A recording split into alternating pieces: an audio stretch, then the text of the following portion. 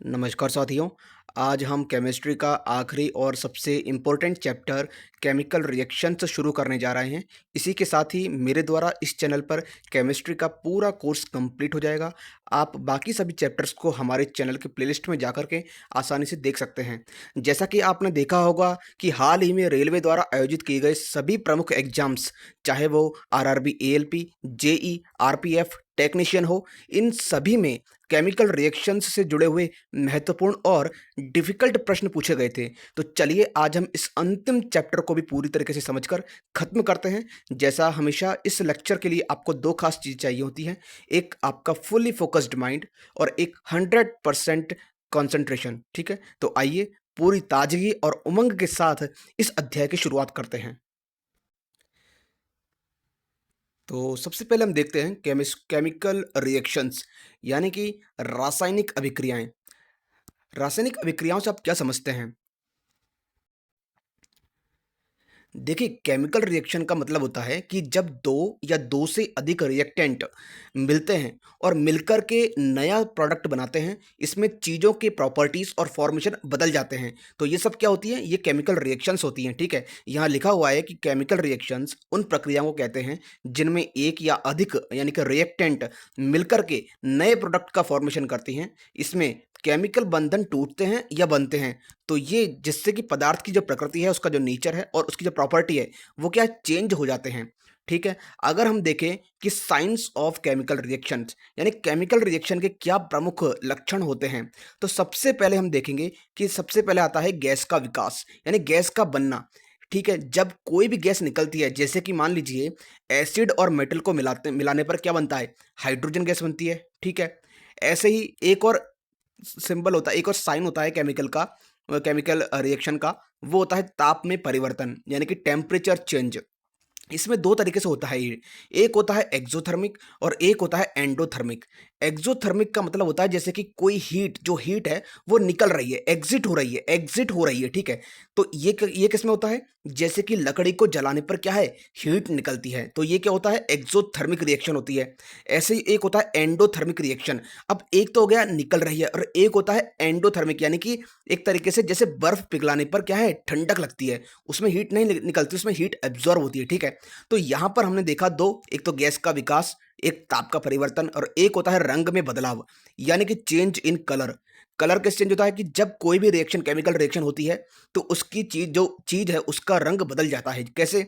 मान लीजिए लोहे पर अगर जंग लग जाता है तो उसका जो रंग है वो कैसे हो जाएगा? वो हो जाएगा रेडिश ब्राउन। क्या? एक तरीके से लाल भूरा हो जाएगा, ठीक है? लाल और भूरा, ठीक है? तो ये भी एक केमिकल रिएक्शन की वजह से होता है। बात करते हैं एक और, फॉर्मेशन ऑफ प्रेसिपिटेशन, यानी कि अवक्षेप का बनना, ठीक है? फॉर्मेशन ऑफ प्रेसिपिटेशन, ठीक है? तो जब कोई ठोस पदार्थ किसी सॉल्यूशन में घुलता है, ठीक है? तो एक तरीके से जब कोई भी जो है केमिकल रिएक्शन के दौरान कुछ भी चीज़ घुलती है तो वो एक ठोस पदार्थ जो है वो देती है, ठीक है? उसे हम क्या बोलते हैं? प्रेसिपिटेट बोलते हैं, ठीक है? उसका अवक्षेप बन रहा है, ठीक? यानी कि कोई ठोस अवक्षेप बनना। अब एक होता है गंध का निर्माण, यानी कि फॉर्मेशन ऑफ ऑडर। तो यहाँ पर क्या है कि नई गंध का आना, कोई स्मेल है, यानी कि जैसे मान लीजिए मतलब कोई भी रोटन एग्स है, यानी कि सड़े हुए अंडे, उनसे क्या बदबू आने लगती है। क्यों? क्योंकि उनमें क्या है कि हाइड्रोजन सल्फाइड होते हैं, ठीक है? इस वजह से क्या है, गैस बनती है और बदबू आने लगती है। तो ये होता है गंध का बनना। तो ये सभी क्या है? ये केमिकल रिएक्शंस की कुछ जो सिंप्लिसिटी है, जो उनकी जो मूलभूत एक तरीके से उनकी प्रॉपर्टीज हैं, उनको दर्शाती हैं, ठीक है? तो हम कह सकते हैं कि केमिकल रिएक्शन हमारी डेली लाइफ की ज़िंदगी में होती है, जैसे कि खाना पकाने, चीज़ों की सड़ने या जो मेडिसिन है उन्हें उन्हें बनाने में। तो ये बताती है कि कैसे पदार्थ आपस में मिलकर के कुछ नया बना सकते हैं, ठीक? नेक्स्ट बात करते हैं कि रासायनिक अभिक्रिया का समीकरण। अब इसके बाद एक टॉपिक आता है रासायनिक अभिक्रिया का समीकरण, यानी कि केमिकल रिएक्शन, केमिकल इक्वेशन, ठीक? तो जब किसी केमिकल रिएक्शन को या फिर यूँ कहें जब कोई भी केमिकल जो इक्वेशन है उसको लिखना होता है तो उसे हम क्या है, शॉर्टकट में रासायनिक समीकरण के रूप में लिखा जाता है। केमिकल रिएक्शन को शॉर्ट रूप में लिखने के लिए उसे रासायनिक समीकरण के रूप में लिखते हैं, ठीक है? इसमें क्या होता है, जो चीज़ें शुरुआत में होती है उन्हें हम क्या बोलते हैं? उन्हें बोलते हैं रिएक्टेंट, ठीक है? यानी कि प्रतिक्रियाशील पदार्थ। और जो चीज़ें अंत में बनती हैं उन्हें क्या बोलते हैं? प्रोडक्ट बोलते हैं, यानी कि उत्पाद। इसे एक तीर का उपयोग करके लिखा जाता है, ठीक है? यानी कि जो चीज़ शुरुआत में होती है उसे हम लेफ्ट साइड लिखेंगे और जो चीज़ बाद में हमें मिलेगी उसे हम क्या बोलेंगे? उसे हम बोलेंगे प्रोडक्ट, यानी कि उत्पाद, ठीक? तो हम कह सकते हैं कि रिएक्टेंट से प्रोडक्ट का मतलब होता है कि पहले वाले पदार्थ मिलकर के बाद में कुछ नया बनाते हैं। एग्जाम्पल के तौर पर देखें तो यहाँ पर आप देख रहे होंगे कि हाइड्रोजन और ऑक्सीजन, ठीक है, ये दोनों मिलकर क्या बना रहे हैं, ये दोनों मिलकर के पानी का निर्माण कर रहे हैं, ठीक है, यानी पानी ऐसे बनता है। ऐसे ही एक और एग्जाम्पल होता है, वो होता है C+O2, ठीक है, C+O2 ये क्या बनाता है, CO2, यानी कि जब कोयला जलता है और ऑक्सीजन से मिलता है तो CO2 गैस बनती है, ठीक है। तो इसे हम शॉर्टकट में ऐसे लिखते हैं। तो रोजमर्रा के उदाहरण काफ़ी सारे हैं, जैसे अगर बात करें कि आप दाल में नमक और पानी डालते हो तो इसमें क्या है कि रिएक्टेंट क्या होते हैं, रिएक्टेंट होते हैं दाल और नमक पानी, और प्रोडक्ट क्या बनता है, पकी हुई स्वादिष्ट दाल, ठीक है। तो यह भी एक क्या है, केमिकल रिएक्शन होती है, ठीक है। तो हमने देखा कि केमिकल इक्वेशन क्या चीज़ है। हालाँकि आप ये देख रहे होंगे कि यहाँ पर ये क्या है, बैलेंस्ड इक्वेशन नहीं है। बाद में हम जब चैप्टर के आगे बढ़ते जाएँगे तो केमिकल रिएक्शन को कैसे बैलेंस किया जाता है, उसके बारे में भी हम पढ़ेंगे। अभी ये एक प्रकार से आपका इंट्रोडक्शन चल रहा है कि कैसे केमिकल रिएक्शन का जो चैप्टर है उसमें कौन-कौन से टॉपिक्स सम्मिलित किए हुए हैं, ठीक? नेक्स्ट देखते हैं, रासायनिक अभिक्रिया के प्रकार यानी कि टाइप ऑफ केमिकल रिएक्शंस। तो जब हम देखें कि रासायनिक अभिक्रियाएं कई तरह की होती हैं, ठीक है। अब देखें तो कौन कौन से टाइप होते हैं इसके, तो सबसे पहले देखें संयोजन अभिक्रिया यानी कि कॉम्बिनेशन रिएक्शन। तो जब दो या दो से ज़्यादा चीज़ें मिलकर के एक नई चीज़ बनाती है, ठीक है, तो इसके नाम में ही स्पष्ट है, यानी कि कॉम्बिनेशन हो रहा है, कॉम्बिनेशन हो रहा है, यानी कि दो या दो चीजें मिलकर के एक नई चीज का निर्माण कर रही हैं, ठीक है। एग्जाम्पल अगर आप देखें तो यहाँ पर CaO प्लस H2O ये क्या बना रहा है, CaOH का होल ट्वाइस, यानी कि कैल्शियम ऑक्साइड, ये क्या है, कैल्शियम ऑक्साइड, और ये क्या है, पानी। तो कैल्शियम ऑक्साइड और पानी मिलकर के कैल्शियम हाइड्रोक्साइड बना रहे हैं, ठीक है। यानी हम कह सकते हैं कि क्विक लाइम यानी चूना और पानी मिलाने पर हमें क्या मिलता है, एक सफेद पेस्ट मिलता है जिसे हम दीवारों पर लगाते हैं, ठीक है। तो ये क्या है, एक तरीके से कॉम्बिनेशन रिएक्शन होती है। बात करें एक और जो टाइप है केमिकल रिएक्शन का, वो होता है विघटन अभिक्रिया यानी कि डीकम्पोजिशन रिएक्शन। तो जब एक चीज टूट करके, यहाँ पर क्या है, एक तो होता है कॉम्बिनेशन, एक होता है डीकम्पोजिशन, यानी कि डीकम्पोजिशन हो रहा है, यानी कोई चीज टूट रही है, ठीक है। यानी जब एक चीज टूट करके दो या दो से अधिक चीजें, नई चीजें बनती हैं, ठीक है, वो क्या है, विघटन की अभिक्रिया में कहलाती है, ठीक है। कैसे, इसे ऐसे समझो, जैसे नारियल तोड़ते हैं तो पानी और जो उसका जो सॉफ्ट गूदा होता है वो अलग अलग मिलते हैं, ठीक है। अगर हम इसको इक्वेशन समझें तो यहाँ पर आप देखेंगे कि मर्क्यूरी ऑक्साइड जो कि 2HgO से रिप्रेजेंट करते हैं इसे, इसका जो केमिकल फॉर्मूला होता है वो क्या है कि 2Hg, यानी कि मर्क्यूरी और ऑक्सीजन में टूट करके अलग अलग हो रहे हैं, ठीक है। यानी कि मर्क्यूरी ऑक्साइड जो है वो मर्क्यूरी और ऑक्सीजन दोनों में टूट रहे हैं, ठीक है। कह सकते हैं कि मर्क्यूरी ऑक्साइड को गर्म करने पर यह मर्क्यूरी और ऑक्सीजन गैस में बदल जाता है, ठीक। तो ये होता है क्या, विघटन अभिक्रिया, डीकम्पोजिशन रिएक्शन, ठीक। अब एक होती है विस्थापन अभिक्रिया, डिस्प्लेसमेंट रिएक्शन।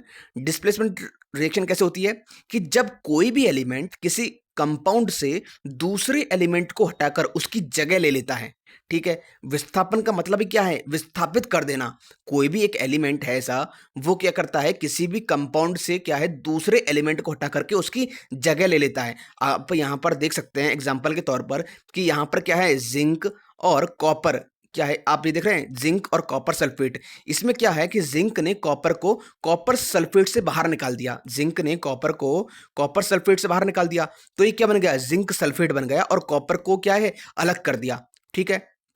सोचो कुर्सी पर बैठा कोई व्यक्ति है, यानी कॉपर कोई बैठा है, तो ठीक है, तो उस कॉपर को कोई दूसरा व्यक्ति आया जिंक नाम का, उसने आकर के हटा दिया और खुद बैठ गया, ठीक है। तो ये क्या है, विस्थापन है, ठीक। अब बात करते हैं डबल डिस्प्लेसमेंट की। डबल डिस्प्लेसमेंट क्या होता है कि जब दो कंपाउंड के बीच में उनके आयंस एक दूसरे की जगह बदल लेते हैं, क्या है, जो आयंस है, सबसे मोस्ट इंपॉर्टेंट वर्ड क्या है, आयंस। जब दो कंपाउंड के बीच उनके जो आयंस हैं वो एक दूसरे की क्या है, रिप्लेस कर देते हैं, ठीक है। आप यहां समझ सकते हैं जैसे कि सोडियम क्लोराइड और AgNO3, ठीक है, सिल्वर नाइट्रेट, जब इनकी रिएक्शन करवाएंगे तो क्या है कि जो सोडियम और सिल्वर इन दोनों ने क्या है, एक दूसरे की जगह बदल ली। नतीजा क्या निकला, नतीजा हमारे पास सामने है, सोडियम नाइट्रेट और सिल्वर क्लोराइड, ठीक है। अच्छा, अब आप यहाँ पर देख रहे होंगे कि ये जो रिएक्शन है ये ऐसी ही क्यों बनी है?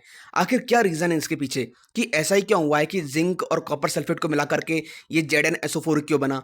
ठीक है, अगर हम इसे समझें तो ये क्या है कि केमिकल रिएक्शन इसलिए होती है क्योंकि ज़िंक की जो रिएक्टिविटी है यानी कि उसकी जो रासायनिक शक्ति है, गाइज़ मैंने आपको पहले पढ़ाया था एक मेटल और नॉन मेटल वाले चैप्टर में जो केमिकल रिएक्टिविटी है, ठीक है? यानी कि सबसे ज़्यादा रिएक्टिविटी किसकी होती है? पोटेशियम, फिर सोडियम, फिर कैल्शियम, फिर ठीक है, फिर मैग्नीशियम, ठीक है? तो ऐसे काफ़ी सारे जो हैं कुछ कम से कम 15 से 20 के आसपास जो भी रिएक्टिव सीरीज में जो भी आते हैं एलिमेंट, उनके बारे में मैंने आपको बताया था कि सबसे टॉप मोस्ट पर कौन ज़्यादा रिएक्टिव होता है, फिर कौन उससे कम होता है, फिर कौन उससे कम होता है, ठीक है? अगर आप वहाँ पर देखेंगे, तो सबसे ज़्यादा आपको वहाँ लगेगा आपको पता आप पाएँगे कि जो ज़िंक है यानी कि Zn, वो ज़िंक की जो केमिकल रिएक्टिविटी है, वो क्या है कॉपर से ज़्यादा होती है, ठीक है? कॉपर से ज़्यादा होती है, कॉपर से ऊपर होता है। तो इस वजह से क्या है कि ज़िंक कॉपर को उसकी जगह से हटा देता है। भई जो पावरफुल होगा, वही तो हटाएगा ना। अब कम पावरफुल वो तो वैसे ही डर जाएगा बेचारा, ठीक है? तो यहाँ पर ज़िंक ने क्या है कॉपर को रिप्लेस कर दिया। क्यों? क्योंकि ज़िंक की रिएक्टिविटी ज़्यादा होती है। इसे क्या है कि इसे हम क्या कह सकते हैं? डिस्प्लेसमेंट रिएक्शन कह सकते हैं। क्या है? विस्थापन अभिक्रिया। क्या है? ज़िंक ने कॉपर को विस्थापित कर दिया, ठीक है? अब इसमें क्या है ज़िंक जो है ये Zn ये क्या है? ये एक मेटल है यानी एक धातु है और यह जो कॉपर सल्फेट है, आप देख रहे हैं कॉपर सल्फेट, ये क्या इसमें क्या है कि कॉपर को यानी कॉपर सल्फेट में से कॉपर को हटा देता है और खुद सल्फेट जो है वो सल्फेट से जुड़ जाता है। कौन? ज़िंक। तो ज़िंक ज़्यादा रिएक्टिव है इसलिए ये कॉपर की जगह ले सकता है, ठीक है? अगर हम बात करें कॉपर सल्फेट की तो ये क्या है? ये एक कंपाउंड है जिसमें क्या है कॉपर और सल्फेट जुड़े हुए हैं, ठीक है? कॉपर और सल्फेट जो हैं वो जुड़े हुए हैं, ठीक है? तो जब ज़िंक इसमें आता है तो वह क्या है कॉपर को बाहर निकाल देता है। अब बात करते हैं जो प्रोडक्ट बना मेरे पास क्या बना ZnSO4 यानी कि ज़िंक सल्फेट। तो ज़िंक सल्फेट SO4 के साथ यानी ज़िंक जो है वो SO4 यानी सल्फेट के साथ मिलकर क्या बनाएगा ज़िंक सल्फेट बना देगा, ठीक है? और सल्फेट क्या है एक आयन है जो आसानी से दूसरी धातु के साथ जुड़ सकता है, ठीक है? सल्फेट क्या है एक आयन है जो आसानी से दूसरी धातु से जुड़ सकता है। अब इसे कैसे समझेंगे? देखिए, आयन का मतलब क्या होता है? सल्फेट क्या है ना, एक आयन है। आयन का मतलब क्या होता है कि ऐसा पार्टिकल जिसके पास क्या है, चार्ज है। ये क्या है? ये देख रहे हैं आप, ये क्या है? ये चार्ज है। क्या है? चार्ज, ठीक है? तो सल्फेट के पास क्या है? नेगेटिव चार्ज होता है, -2 होता है, ठीक है? इसे क्या है? SO4-2 लिखा जाता है। तो ये हमेशा क्या है? किसी भी मेटल के साथ किसी मेटल के साथ जुड़ता है ताकि उसका जो चार्ज है, वो बैलेंस हो सके। अच्छा, इसमें -2 ही क्यों लिखा? देखिए -2 चार्ज ही क्यों आया इसको? इसको अगर हम समझें तो सबसे पहले देखें कि हमने देखा था कि अणु और परमाणु होते हैं, ठीक है? यानी कि मॉलिक्यूल। तो किसी भी एलिमेंट के एटम्स एक दूसरे से जुड़ कर के मॉलिक्यूल बनाते हैं, ठीक है? तो SO4 में आप देख रहे होंगे कि इसमें क्या है? इसमें एक तो होता है सल्फर और एक होता है ऑक्सीजन के परमाणु। तो ये मिलकर क्या बना रहे हैं? अणु बना रहे हैं, ठीक है? अब चार्ज क्या होता है? चार्ज का मतलब होता है किसी भी परमाणु या अणु में इलेक्ट्रॉन्स और प्रोटॉन की संख्या का बराबर ना होना। समझ रहे हैं आप? देखिए चार्ज का मतलब क्या होता है कि मैंने आपको बताया कि जो प्रोटॉन है और इलेक्ट्रॉन्स है, इनकी जो संख्या है इनका बराबर ना होना। तो इसीलिए क्या है उन्हें चार्ज कहते हैं। अगर इलेक्ट्रॉन ज़्यादा हो गए तो नेगेटिव चार्ज होगा और इलेक्ट्रॉन अगर कम पाए गए तो क्या है पॉजिटिव चार्ज होगा। ठीक है? अब SO4-2 को अगर हम समझें तो क्या है सल्फर है, ठीक है? ये जैसे सल्फर है, ठीक है? Sulphur 1 second guys. ये सल्फर है, ठीक है? तो सल्फर के पास क्या है 6 वैलेंस इलेक्ट्रॉन हो गए। अगर आप सल्फर का जो इलेक्ट्रॉनिक डिस्ट्रीब्यूशन देखेंगे उसके शेल वाइज़ तो उसमें क्या है कि आउटर शेल में क्या है कि 6 वैलेंस इलेक्ट्रॉन होते हैं, ठीक है? अब मैंने आपको बताया था कई बार कि कोई भी एटम है उसको अपनी स्टेबिलिटी कायम करने के लिए उसके जो आउटर शेल है उसमें ऑक्टेट कंप्लीट होना चाहिए। ऑक्टेट का मतलब होता है कि उसके आउटर शेल में 8 इलेक्ट्रॉन होने ही चाहिए तभी वो स्टेबल होगा। और हर एक परमाणु क्या है अपनी लाइफ में स्टेबिलिटी चाहता है। हर कोई चाहता है, चाहे परमाणु ले लो चाहे आप किसी भी इंसान को ले लो, ठीक है? हर कोई अपनी लाइफ में एक स्टेबिलिटी चाहता है, ठीक है? तो ये क्या है कि जो ऑक्टेट पूरा करने के लिए इसको क्या है कि 2 और इलेक्ट्रॉन चाहिए। किसको? इस सल्फर को 2 और इलेक्ट्रॉन की आवश्यकता होती है। अब बात करते हैं ऑक्सीजन की, ठीक है? ये ऑक्सीजन, तो ऑक्सीजन के पास क्या है 6 वैलेंस इलेक्ट्रॉन होते हैं। अगर आप ऑक्सीजन की जो इलेक्ट्रॉनिक डिस्ट्रीब्यूशन देखें शेल वाइज तो उसके केस शेल में तो होंगे 2 इलेक्ट्रॉन। ऑब्वियस सी बात है, केस शेल क्या है? बिल्कुल न्यूक्लियस के एकदम करीब का शेल है, तो उसमें क्या है कि 2 इलेक्ट्रॉन होंगे। हमने देखा था कि कैसे 2n² से इलेक्ट्रॉन डिस्ट्रीब्यूशन करते हैं ना, 2n² फॉर्मूला से जो शेल वाइज जो इलेक्ट्रॉन का हम डिस्ट्रीब्यूशन करते हैं वो इस फॉर्मूला से करते हैं।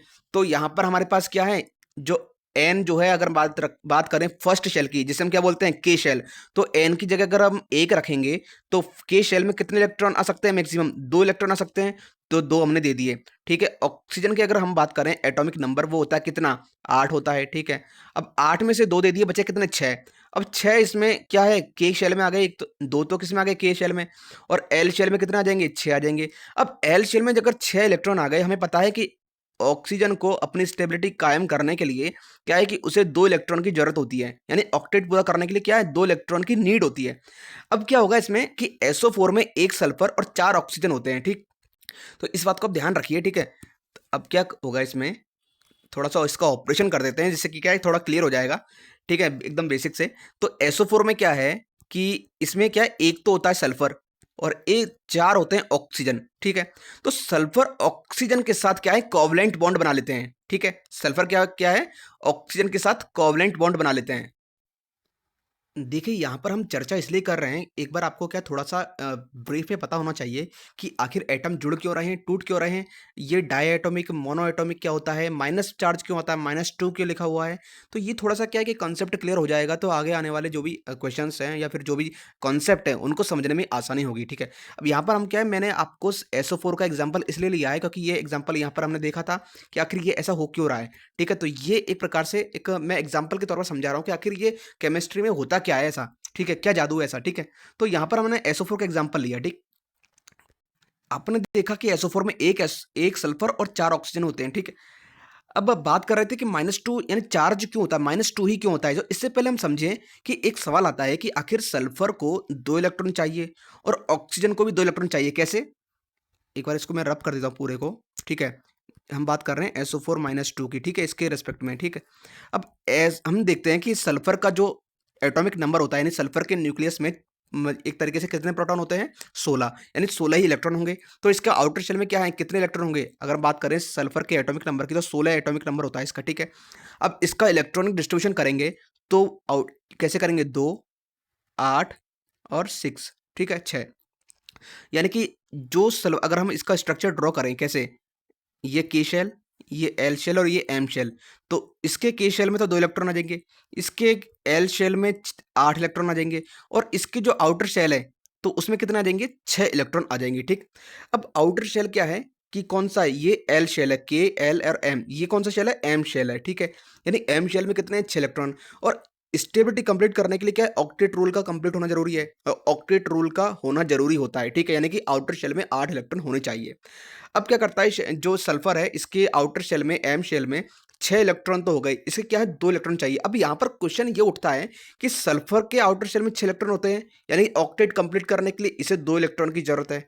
ऐसे ही हम ऑक्सीजन की अगर बात करें, ऑक्सीजन का जो एटॉमिक नंबर होता है वो कितना होता है, 8, और इसका अगर डिस्ट्रीब्यूशन करें तो 2 और 6। ठीक है, यानी इसके आउटर शेल में क्या है, 6 इलेक्ट्रॉन है, इसे भी क्या है, 2 इलेक्ट्रॉन की नीड होती है। ठीक है, तो ऐसा क्यों नहीं होता है, ऐसा क्वेश्चन आता है हमारे पास कि सल्फर एक ही ऑक्सीजन से दोनों इलेक्ट्रॉन शेयर करके, भाई जब सल्फर को 2 इलेक्ट्रॉन चाहिए और ऑक्सीजन को भी 2 इलेक्ट्रॉन चाहिए, तो सल्फर एक ही ऑक्सीजन से दोनों इलेक्ट्रॉन शेयर करके कोवलेंट बॉन्ड क्यों नहीं बनाता, 4 ऑक्सीजन की जरूरत क्यों पड़ी? तो इसका जवाब क्या है? देखिए, इसको समझने से पहले हमें समझना होगा कि दोनों एलिमेंट की क्या है, जो नेचर और उनका जो केमिकल स्ट्रक्चर है उसको समझना होगा। ठीक, तो सल्फर और ऑक्सीजन की जरूरत के बारे में अगर हम देखें तो सबसे पहले बात करते हैं सल्फर की। कैसे, सल्फर की। ठीक है, तो सल्फर के पास क्या है, 6 बैलेंस इलेक्ट्रॉन होते हैं, 6 बैलेंस इलेक्ट्रॉन होते हैं, अभी देखा हमने। तो सल्फर ऑक्टेट रूल पूरा करने के लिए 2 और इलेक्ट्रॉन चाहता है, कितने इलेक्ट्रॉन, 2 और इलेक्ट्रॉन चाहता है। ठीक, लेकिन सल्फर एक ऐसा एलिमेंट है जो अपने आउटर शेल में क्या है, 12 इलेक्ट्रॉन रख सकता है। क्यों? क्योंकि 16 इसका क्या होता है, 16 इसका एटॉमिक नंबर होता है ना, तो यानी 16 इलेक्ट्रॉन्स होते हैं टोटल इसके। तो आउटर शेल में कितने इलेक्ट्रॉन आ सकते हैं, 12। कैसे, 2, 8, ठीक है, और 18। ठीक है, कैसे, तो 2 हमने कंप्लीट कर लिया, 8 भी कंप्लीट कर लिया और 6 कंप्लीट कर लिया, बचे कितने, 12 इलेक्ट्रॉन और आ सकते हैं किसमें, के एल एम, एम शेल में। ठीक है, एम शेल में क्या है, 12 इलेक्ट्रॉन और आ सकते हैं। तो इसी हम क्या है जो एक्सपेंडेड ऑक्टेट कहते हैं, क्या कहते हैं, इसे हम एक्सपेंडेड ऑक्टेट, ठीक है।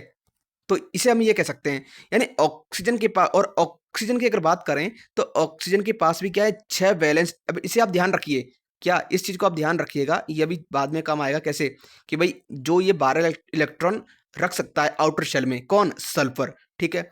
अब बात करते हैं ऑक्सीजन की, ठीक है, ऑक्सीजन की।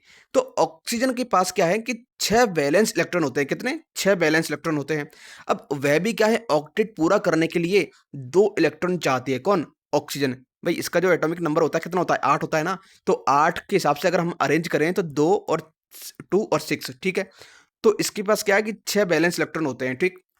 अब ऑक्टेट कंप्लीट करने के लिए क्या है, 2 इलेक्ट्रॉन की और नीड होती है। अब यहां पर हम देखें कि एक सल्फर, और हमारा क्वेश्चन क्या था कि एक सल्फर और एक ऑक्सीजन से ही क्यों पार नहीं पड़ी, हमें क्यों 4 ऑक्सीजन लेने पड़े। तो अगर सल्फर एक ऑक्सीजन से जुड़ करके उसके साथ दोनों इलेक्ट्रॉन शेयर करता है, जो सल्फर है वो एक ऑक्सीजन से जुड़ करके दोनों जो इलेक्ट्रॉन है वो शेयर करता है, तो सल्फर का तो ऑक्टेट कंप्लीट हो जाएगा। कैसे कि सल्फर का जो ऑक्टेट है, 2 तो 4 2, ठीक है, ये सल्फर का, ठीक है, आउटर शेल में, और एक इलेक्ट्रॉन ये और एक इलेक्ट्रॉन ऑक्सीजन का। तो इसका सल्फर का तो ऑक्टेट कंप्लीट हो गया, ठीक है। क्या ऑक्सीजन का ऑक्टेट कंप्लीट हो पाया, नहीं, नहीं हुआ, ठीक है। क्योंकि जब सल्फर और ऑक्सीजन 2 इलेक्ट्रॉन शेयर करते हैं तो सल्फर के पास क्या है, 8 इलेक्ट्रॉन आ जाते हैं। सल्फर ने तो कर लिया अपना काम, लेकिन ऑक्सीजन को 2 और इलेक्ट्रॉन चाहिए होते हैं, ठीक है। इसको ऑक्सीजन को 2 और इलेक्ट्रॉन चाहिए होते हैं, ठीक है। इसका मतलब है कि ऑक्सीजन अभी स्टेबल नहीं है, क्योंकि भाई दोनों के पास क्या है, इलेक्ट्रॉन की कमी है, ठीक है। इसलिए हाँ, अगर एक के पास अधिकता होती तो कह सकते थे कि भाई ये इसने इसके साथ बॉन्ड बना करके दोनों अपने आप फिल हो गए, ठीक है। लेकिन जब कमी दोनों की है और इसके पास, देखो इसको ऐसे समझिए, ठीक है। ये जो ऑक्सीजन है इसको 2 2 4, और इसका जो एक है ना, तो इसका एक 2 इलेक्ट्रॉन यहाँ पर रख दिया मैंने। तो ये जो है ये तो कंप्लीट कर लिया इसने।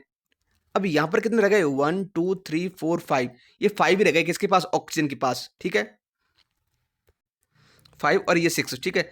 तो अभी भी क्या है, ऑक्सीजन के पास क्या है, 6 ही इलेक्ट्रॉन रह गए, ठीक है। हम यूं नहीं कहेंगे कि इस सल्फर का जो इलेक्ट्रॉन है वो भी ऑक्सीजन के पाले में आ गया, नहीं, क्योंकि सल्फर तो अपने आप में स्टेबल हो गया, क्योंकि सल्फर क्या है, थोड़ा ऑक्सीजन से ज्यादा मतलब फास्ट होता है, ठीक है। तो इसका मतलब ये हुआ कि ऑक्सीजन स्टेबल नहीं है, ठीक है। अब 4 ऑक्सीजन की नीड इसलिए पड़ी हमें कि सल्फर और ऑक्सीजन दोनों को स्थिर करने के लिए, ठीक है। कैसे, दोनों को हमें क्या करना है, स्टेबल करना है। हमारा अंतिम लक्ष्य क्या है, स्टेबल करना। तो सल्फर 4 ऑक्सीजन से जुड़ता है, कैसे, ये ऑक्सीजन जो है 4 ऑक्सीजन से जुड़ गया सल्फर, ठीक। प्रत्येक ऑक्सीजन के साथ सल्फर डबल बॉन्ड या सिंगल बॉन्ड बनाता है। मान लीजिए 2 तो यहाँ बना लिया और 2 यहाँ बना गए, और एक मतलब एक एक सिंगल बॉन्ड इधर उधर बन गए, ठीक है। अब इन बॉन्ड की वजह से क्या होता है कि चारों ऑक्सीजन का क्या है, ऑक्टेट कंप्लीट हो जाता है। कैसे, इसका भी ऑक्टेट कंप्लीट हो गया, क्योंकि इसके जो आउटर शेल में क्या है, 2 और 2 4, ठीक है, और 2 6, ठीक। तो यानी कि इसका आउटर कंप्लीट हो गया, ऑक्टेट कंप्लीट हो गया, ये पूरा कंप्लीट हो गया, ये पूरा कंप्लीट है ऑक्टेट। इसका भी ऑक्टेट कंप्लीट हो गया, कैसे, 2 तो ये रहे आउटर शेल में, 4 तो ये, और ठीक है, सॉरी इसका नहीं, इसका, ये नीचे वाले का। तो 1 सेकंड गाइस, तो 2 2 4 तो 6 और 2 8, ठीक है। तो इसका भी ऑक्टेट कंप्लीट हो गया इस ऑक्सीजन का, ठीक। और इस सल्फर का भी ऑक्टेट कंप्लीट हो गया, कैसे कि कैसे, यहाँ पर इसने क्या है, अपना जो ऑक्टेट रूल है उसको ना फॉलो करके इसने क्या है, extendable octet rule complete follow किया। कैसे, अब मैंने अभी आपको बताया ना कि सल्फर का जो आउटर शेल में कितने इलेक्ट्रॉन होते हैं, 6 इलेक्ट्रॉन होते हैं। और जबकि ये 6 इलेक्ट्रॉन कौन से शेल में होते हैं, ये एम शेल में होते हैं, एम शेल में। और एम शेल में कितने इलेक्ट्रॉन आ सकते हैं मैक्सिमम, इसमें आ सकते हैं 18, ठीक है। यानी 6 तो आ गए, 12 और अगर आ जाएं तो कोई दिक्कत वाली बात नहीं भाई, 2 तो चाहिए चाहिए होते हैं, ठीक है। अगर 8 के अलावा अगर 12 भी हो गए ना तो कोई दिक्कत नहीं है। तो यहाँ पर क्या है, एक्सटेंडेबल ऑक्टेट को रूल को फॉलो कर लेगा कौन, सल्फर। तो 4 तो ये हो गए, ठीक है, 4 4 8, 2 10 और 2 12। तो सल्फर तो एक तरीके से स्टेबल हो गया, ये दोनों ऑक्सीजन स्टेबल हो गए, ठीक है। अब क्या बचा, क्या, इस ऑक्सीजन को 1 इलेक्ट्रॉन की जरूरत है, और इस ऑक्सीजन को 1 इलेक्ट्रॉन की जरूरत है, इस ऑक्सीजन को। अब यहां पर 1 इलेक्ट्रॉन की जरूरत है, यानी कि इसके पास कमी है इलेक्ट्रॉन की, तो ठीक है, ये सल्फर क्या है इस वाले,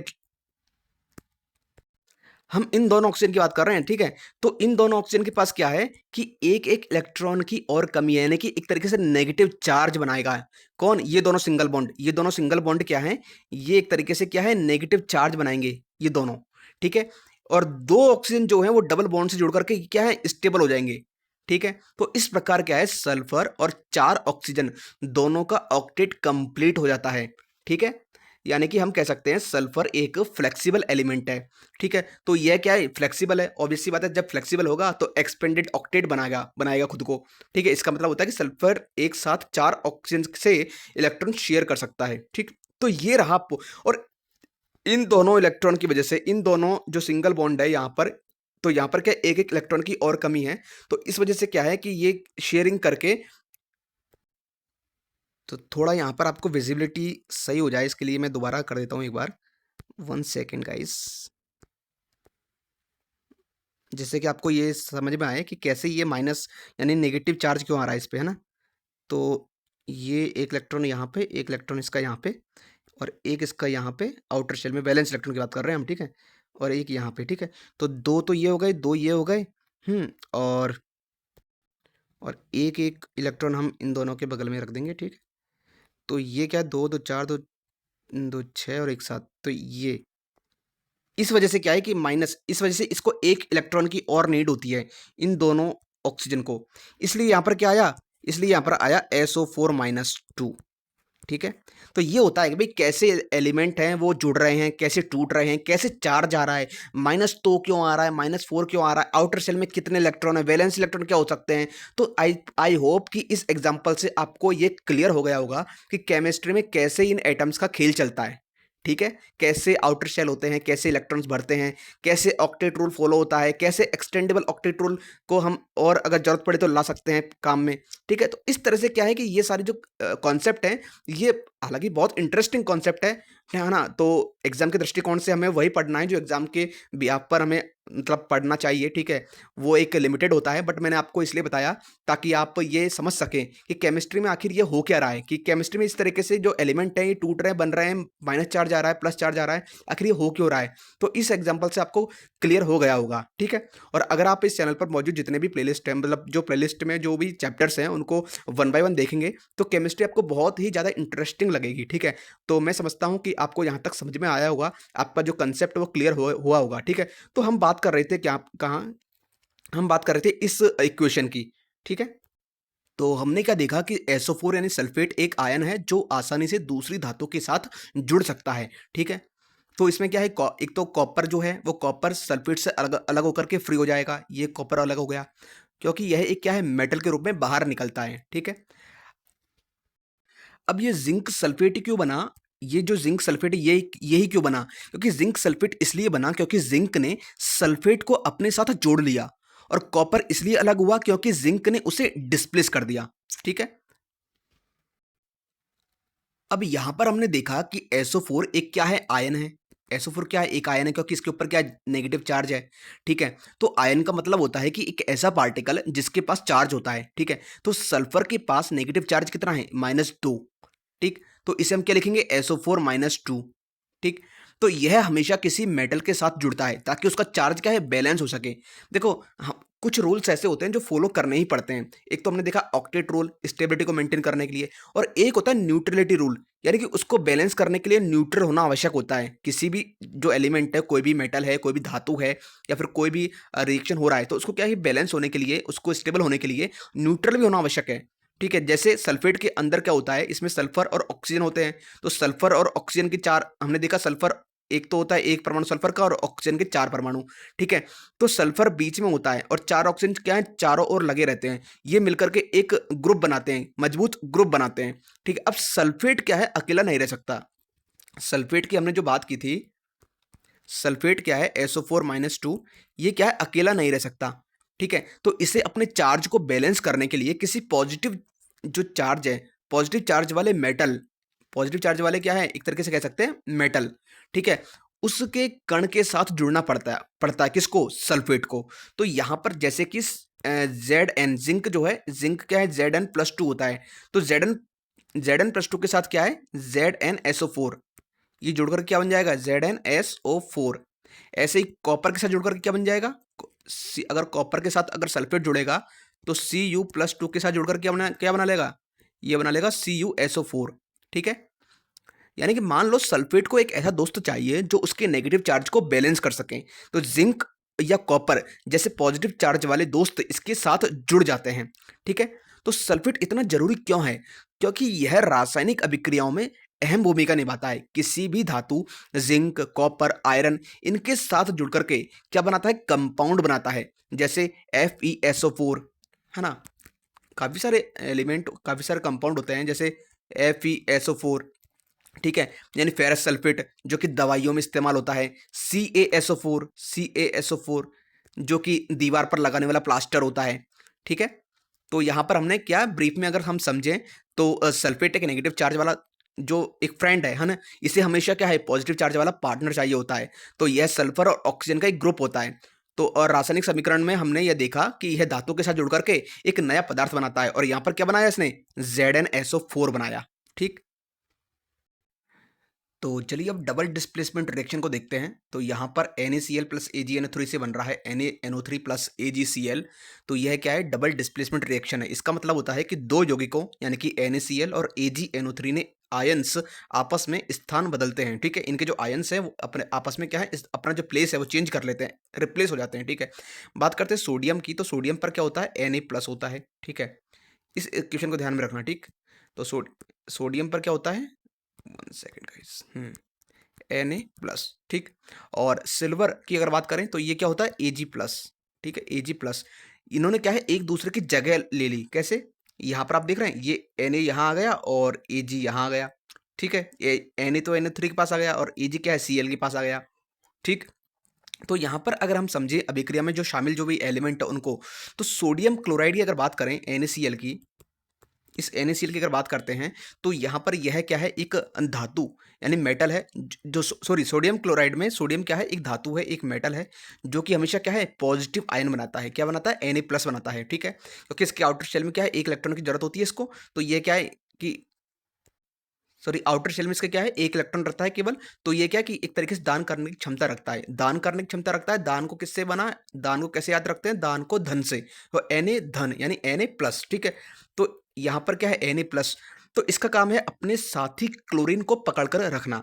बात करें अगर क्लोरीन की तो यह एक क्या है, नॉन मेटल है, जो हमेशा क्या है, नेगेटिव आयन बनाता है। क्यों, क्योंकि इसके आउटर शेल में क्या है, 7 इलेक्ट्रॉन होते हैं, यानी एक इलेक्ट्रॉन की कमी होती है इसको। ठीक है, और एक इलेक्ट्रॉन की कमी की पूर्ति करते ही ये अपना ऑक्टेट कंप्लीट कर लेगा और ये तुरंत जो है स्टेबल हो जाएगा। तो यह सोडियम के साथ जुड़कर के क्या बनाता है, सोडियम क्लोराइड NaCl बनाता है। ठीक, अब बात करते हैं AgNO3 की। अगर हम बात करें यहाँ तो क्या है कि NaCl बन गया, AgNO3 की बात करते हैं। ठीक है, AgNO3 की। ठीक है, तो इसमें क्या है, Ag की अगर बात करते हैं सिल्वर की, तो यह एक मेटल है और पॉजिटिव आयन बनाता है। क्या, Ag+। अब आपको पता लग गया होगा कि यहाँ पर ++2 +3 क्यों आ रहा है।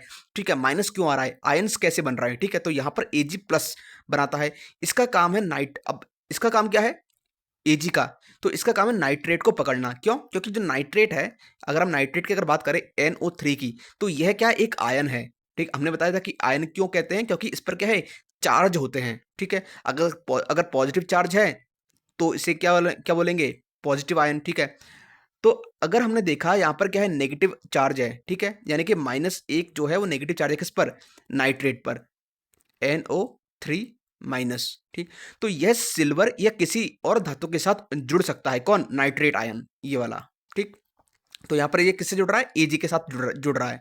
अब इस रिएक्शन में हुआ क्या है, आखिर में इस वाले रिएक्शन में क्या हुआ है यहाँ पर, तो इसको अगर आप देखेंगे तो जब NaCl और AgNO3 पानी में मिलाए जाते हैं तो उनके आयन अलग अलग हो जाते हैं।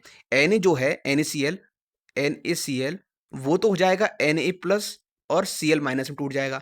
ठीक, और AgNO3 की अगर मैं बात करूं, यहाँ पर NaCl जो है ये तो हो जाएगा Na+ और Cl- में, और AgNO3 की अगर मैं बात करूं, AgNO3, तो ये टूट जाएगा किसमें, Ag+ और NO3- में। ठीक, अब दूसरा स्टेप क्या होता है कि नए आयन जुड़ जाते हैं। कैसे? कि जब आयन अपनी पसंद के हिसाब से नए जोड़े बनाते हैं तो क्या बनता है? Na+ और NO3-, Na+ और NO3-।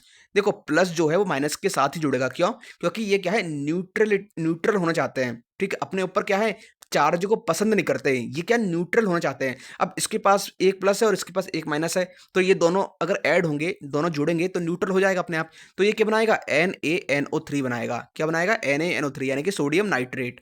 ठीक है? अब ऐसे ही Ag+ जो है वो Cl- से जुड़ जाएगा। ठीक है? तो ये क्या बनाएगा? Silver chloride, AgCl। ठीक है? यानी कि सिल्वर क्लोराइड। तो ये क्या होता है? एक प्रकार का सफेद प्रेसिपिटेट होता है, व्हाइट प्रेसिपिटेट होता है, सफेद अवक्षेप होता है। ठीक है? तो यहाँ पर हमने कंप्लीट ऑपरेशन किया किस इस इक्वेशन का, कैसे कि हर एक कण का क्या रोल है और उनका क्या नतीजा निकलता है। सोडियम की हमने बात की थी, तो इसका सोडियम का रोल क्या रहा इसमें कि पॉजिटिव आयन होता है। कैसे? Na+ इस ठीक है, तो ये बना करके क्या बनता है, NO3 के साथ, NO3- के साथ जुड़ जुड़ जाता है और नतीजा क्या निकलता है? NaNO3 sodium nitrate. ऐसे अगर क्लोरीन की अगर बात करें तो क्लोरीन का जो रोल होता है वो नेगेटिव आयन यानी Cl- बना करके Ag+ के साथ जुड़ जाता है और AgCl बनाता है। ठीक है? ऐसे ही सिल्वर की अगर बात करें तो सिल्वर में क्या होता है? पॉजिटिव आयन होता है Ag+, और ये क्या है, Cl- के साथ जुड़ जाता है और AgCl बनता है। और ऐसे ही NO3 जो है नाइट्रेट, ये क्या है? नेगेटिव आयन होता है। ठीक है? जो कि Na+ के साथ जुड़ जाता है और नतीजा क्या निकलता है? NaNO3 बन जाता है। ठीक? तो ये जो अभिक्रिया हैं ये ऐसे क्यों हुई? देखिए आयनों की क्या है, अपनी पसंद होती है। ठीक है?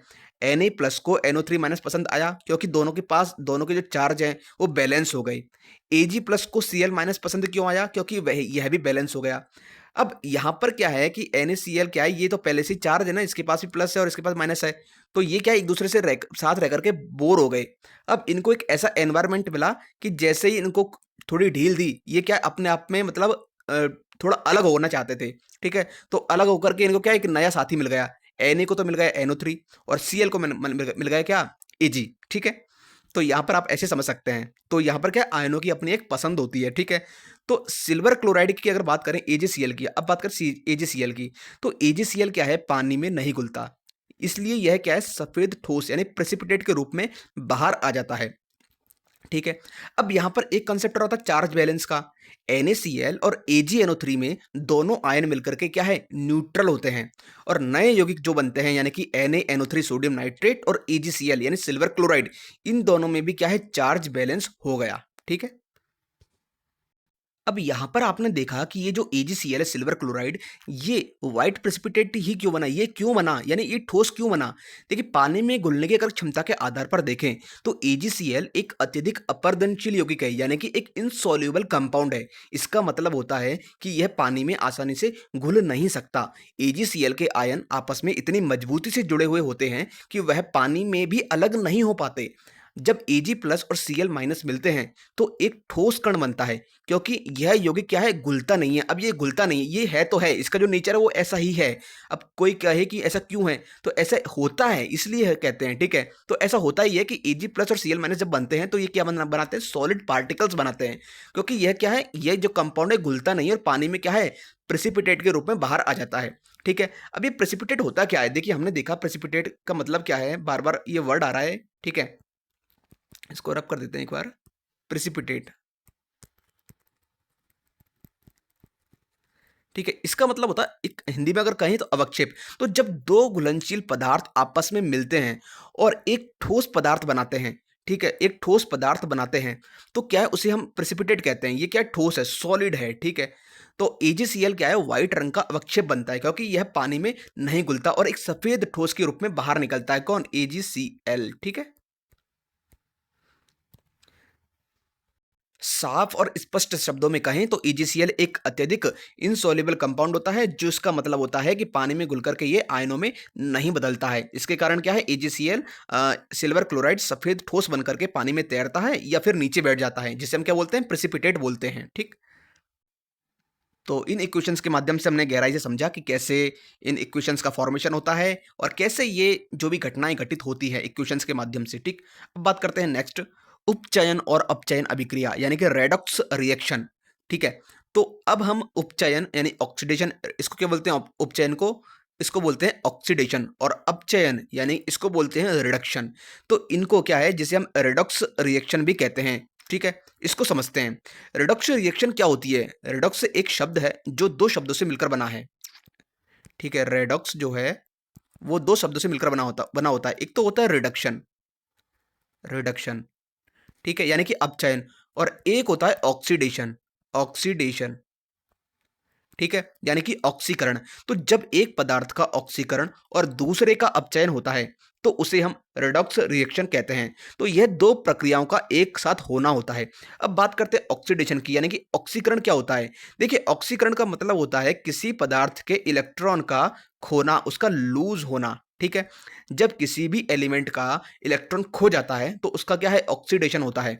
एग्जाम्पल के तौर पर अगर हम देखें, एग्जाम्पल के तौर पर अगर हम किसको समझ रहे हैं, ऑक्सीडेशन को समझ रहे हैं। ठीक है, तो यहां पर हम देखें तो लोहे का ऑक्सीकरण तब होता है जब ऑक्सीजन के साथ मिलकर के वो क्या बनाता है, ऑक्साइड बनाता है। कैसे, Fe2O3। ठीक है, इस प्रक्रिया में क्या है, लोहा इलेक्ट्रॉन को खो देता है।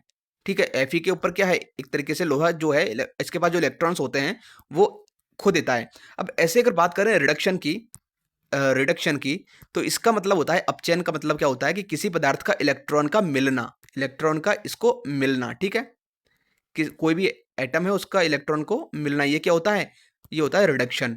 ठीक है, तो जब किसी भी तत्व को इलेक्ट्रॉन मिलते हैं तो उसका रिडक्शन होता है, अपचयन होता है। ठीक है, एग्जाम्पल के तौर पर अगर देखें तो क्लोरीन का अपचयन तब होता है जब वह इलेक्ट्रॉन प्राप्त करता है और क्लोराइड आयन बनाता है। कैसे, Cl-। ठीक, तो रिडॉक्स रिएक्शन में क्या होती है कि रिडॉक्स रिएक्शन में एक पदार्थ का ऑक्सीकरण होता है, यानी एक का तो इलेक्ट्रॉन खोता है, और दूसरे का अपचयन होता है, यानी एक इलेक्ट्रॉन प्राप्त करता है। इसको एक एग्जांपल से समझते हैं, एक इक्वेशन लेकर के, कि देखिए एक केमिकल इक्वेशन है, जैसे कि 2Fe plus 3Cl2 tends to 2FeCl3। ठीक है, अब ये मैंने कॉफिशिएंट 2 3 यहाँ पर ऐसे क्यों लिखे, ये एक तरीके से ये क्या है, केमिकल बैलेंसिंग होती है, जिसे हम फर्दर अभी पढ़ेंगे। ठीक है, तो आप केवल एक इस रिएक्शन को देखिए। ठीक है, 1 सेकेंड गाइस, Cl3। ठीक है, तो यह क्या है, एक रेडॉक्स रिएक्शन होती है। इसमें क्या होता है, जो ये है कौन, लोहा, ठीक है, फेरम, और क्लोरीन यानी कि Cl2, ये शामिल होते हैं। ठीक है, तो लोहा Fe का ऑक्सीडेशन होता है। लोहा इलेक्ट्रॉन जो है, लोहा की अगर बात करें Fe की, तो Fe क्या है, इलेक्ट्रॉन खोता है, और इलेक्ट्रॉन खोकर के क्या बनाता है, ये Fe+2 बनाता है। ठीक है, हमें पता है कि Fe के अगर इलेक्ट्रॉनिक इसका अगर डिस्ट्रीब्यूशन करें तो इसका आउटर शेल में क्या है, 2 इलेक्ट्रॉन एक्स्ट्रा होते हैं। तो ये क्या है कि ये दे देता है भाई, इसको अगर ऑक्टेट कंप्लीट करने के लिए अगर 6 इलेक्ट्रॉन की जरूरत होती है तो 6 6 लेना चाहिए, या फिर 2, 6 लेना आसान है या फिर 2 देना आसान है। तो 2 इलेक्ट्रॉन क्या है, ये रिलीज कर देता है, तो इसलिए क्या Fe+2 होता है इसके ऊपर। तो Fe+2 आयन बन जाता है इसके ऊपर। ठीक, अब फिर यह जो है Cl2 के साथ मिलकर के क्या बनाता है, FeCl3 बनाता है। ये Cl2 के साथ मिलकर क्या बनाता है, FeCl3 बनाता है। ठीक, इसलिए क्या है, लोहा का ऑक्सीकरण हो रहा है, क्योंकि यह इलेक्ट्रॉन को खो रहा है। कौन, लोहा। यहां दिख रहा है ना आपको कि +2 क्यों आया, क्योंकि इसने इलेक्ट्रॉन को खो दिया ना, इसलिए। तो यहां पर हम कह सकते हैं कि इसका किसका, लोहे का ऑक्सीडेशन हो रहा है, लोहे का ऑक्सीकरण हो रहा है। बात करें अगर क्लोरीन की, किसकी, क्लोरीन की, ये क्लोरीन की अगर बात करते हैं Cl2 की, तो इसमें क्या होता है, इलेक्ट्रॉन प्राप्त करता है और क्या बनाता है, Cl- बनाता है। ऑब्वियस सी बात है, नेचुरल है कि Cl क्या है, माइनस बनाता है, माइनस आयन, Cl- बनता है। इसलिए क्लोरीन का क्या है, अपचयन हो रहा है, क्योंकि यह इलेक्ट्रॉन को प्राप्त कर रहा है। ठीक, क्योंकि इसके आउटर शेल में क्या है, 7 इलेक्ट्रॉन होते हैं, एक इलेक्ट्रॉन की कमी होती है, और एक इलेक्ट्रॉन क्या है, किसी से लेने के लिए हमेशा तैयार रहता है, ये कौन, क्लोरीन। ठीक है, तो अब ये क्यों होती है रेडॉक्स रिएक्शन, तो यहां पर जब ऑक्सीकरण यानी ऑक्सीजन जोड़ने से और अपचयन यानी ऑक्सीजन जो है वो हटाने से दोनों साथ होते हैं, तो यह एक एनर्जी ट्रांसफर प्रोसेस होती है। ठीक है, यानी इलेक्ट्रॉन की ट्रांसफर होती है, जिससे एक क्या है, केमिकल रिएक्शन होती है। ठीक है, यहां पर क्या हुआ है, इसका मतलब क्या होता है एनर्जी ट्रांसफर का, कि यहां पर Fe जो है इलेक्ट्रॉन खोकर के ऑक्सीकरण करता है, और क्लोरीन यानी Cl2 इलेक्ट्रॉन प्राप्त करके अपचयन करता है। तो इस प्रक्रिया के बाद में क्या बनता है, FeCl3, यानी कि लोहा, फेरम क्लोराइड बनता है, यानी लोहा क्लोराइड बनता है। ठीक है, तो साफ साफ कह सकते हैं, जब एक पदार्थ का ऑक्सीकरण होता है और दूसरा अपचयन करता है, इसे क्या बोलते हैं, रेडॉक्स रिएक्शन बोलते हैं। ठीक है, तो यहां पर हमने इस जो इक्वेशन को आसानी से समझा। कंक्लूजन क्या निकलता है? देखिए, रासायनिक अभिक्रियाएँ हमारे जीवन में और उद्योगों में महत्वपूर्ण भूमिका निभाती है। इनकी समझ से न केवल पदार्थों की प्रकृति को जाना जा सकता है, बल्कि नई सामग्री को नई जो भी सामग्री जो मटेरियल है, उनको बनाने की जो भी टेक्नोलॉजी है, उनको डेवलप किया जा सकता है। ठीक है? तो ये होता है केमिकल रिएक्शन का उद्देश्य। ठीक? नेक्स्ट देखते हैं। अब आता है रासायनिक समीकरण का संतुलन, यानी कि बैलेंसिंग केमिकल इक्वेशन। समीकरण का मतलब क्या है कि रासायनिक समीकरण का एक एक तरीका है जो यह दिखाने का है कि किसी रासायनिक अभिक्रिया में कौन से पदार्थ यानी रिएक्टेंट रिएक्टेंट एक दूसरे से मिलकर के नया प्रोडक्ट बना रहे हैं। ठीक है? एग्जाम्पल के तौर पर अगर हम देखें, यहाँ पर आप देख लीजिए कि रासायनिक समीकरण को संतुलित करना बैलेंसिंग आवश्यक है, ताकि प्रतिक्रिया में भाग लेने वाले तत्वों की मात्रा यानी कि एटम्स प्रतिक्रिया के पहले और बाद में समान रहे। ठीक है? यह रासायनिक समीकरण को द्रव्यमान संरक्षण के नियम यानी कि लॉ ऑफ कंजर्वेशन ऑफ मास के अनुसार बनाता है। चलिए एग्जाम्पल से समझते हैं। देखिए, हमारे पास अगर ये हाइड्रोजन और ऑक्सीजन के जो अणु हैं, ये मिलकर क्या बना रहे हैं? H2O। तो संतुलन यह दिखाता है कि हाइड्रोजन और ऑक्सीजन मिलकर पानी बनाते हैं। अब संतुलन का मतलब क्या है? बैलेंस का मतलब क्या है? रासायनिक समीकरण को बैलेंस्ड करने का मतलब है कि प्रतिक्रिया से पहले और बाद में सभी एलिमेंट की संख्या समान होनी चाहिए। ठीक है? ये जितने भी एलिमेंट्स हैं, इनकी संख्या समान होनी चाहिए। ठीक? तो जैसे अगर हाइड्रोजन के दो एटम रिएक्टेंट में है, ये जो पार्ट है, ये कौन सा है? ये है रिएक्टेंट। और ये वाला पार्ट जो है, ये कौन सा है? प्रोडक्ट। यानी कि रिएक्टेंट जो है वो आपस में मिलकर के क्या बनाते हैं? प्रोडक्ट बनाते हैं। ठीक है?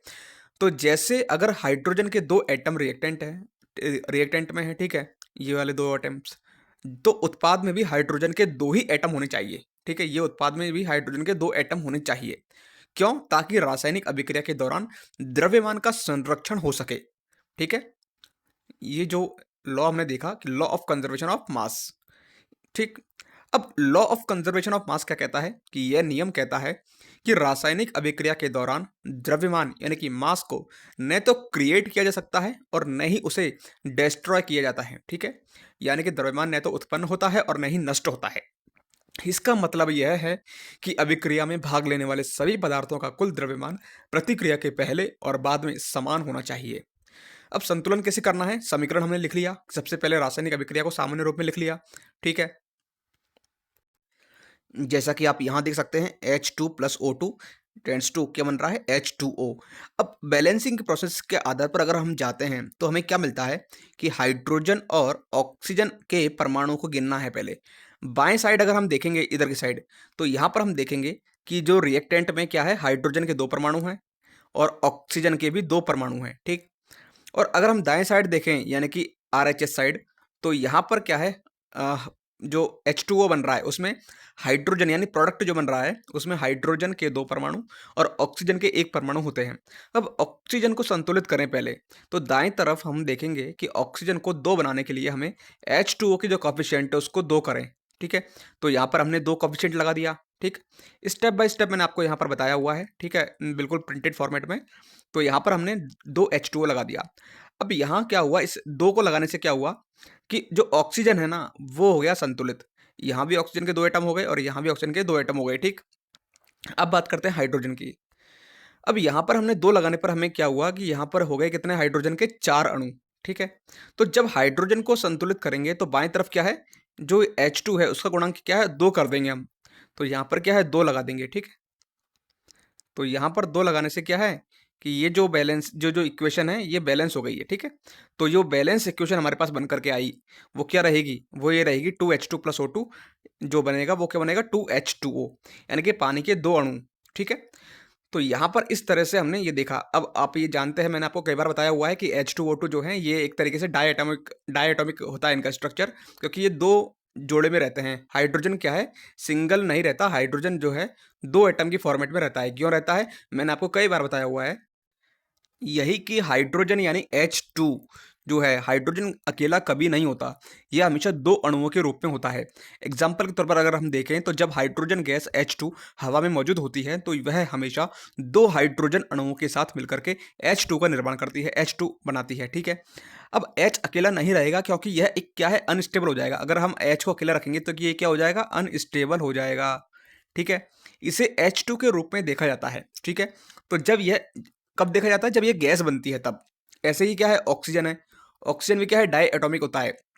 ठीक वैसे ही जैसे हाइड्रोजन, ऑक्सीजन भी हमेशा दो अणुओं के रूप में होता है, ठीक है। मतलब एक O अकेला नहीं रहेगा, यह O2 के रूप में मिलेगा क्योंकि ऑक्सीजन का अणु दो ऑक्सीजन के परमाणुओं से मिलकर के बना होता है, ठीक है। अब H और O अकेले क्यों नहीं होते हैं, तो इसका कारण भी देख लेते हैं एक बार, ठीक है। H और O, ये H और O ये अकेले क्यों नहीं होते हैं? अकेले होने पर क्या है कि ये अनस्टेबल हो जाते हैं। क्या हो जाते हैं? अनस्टेबल हो जाते हैं, ठीक है।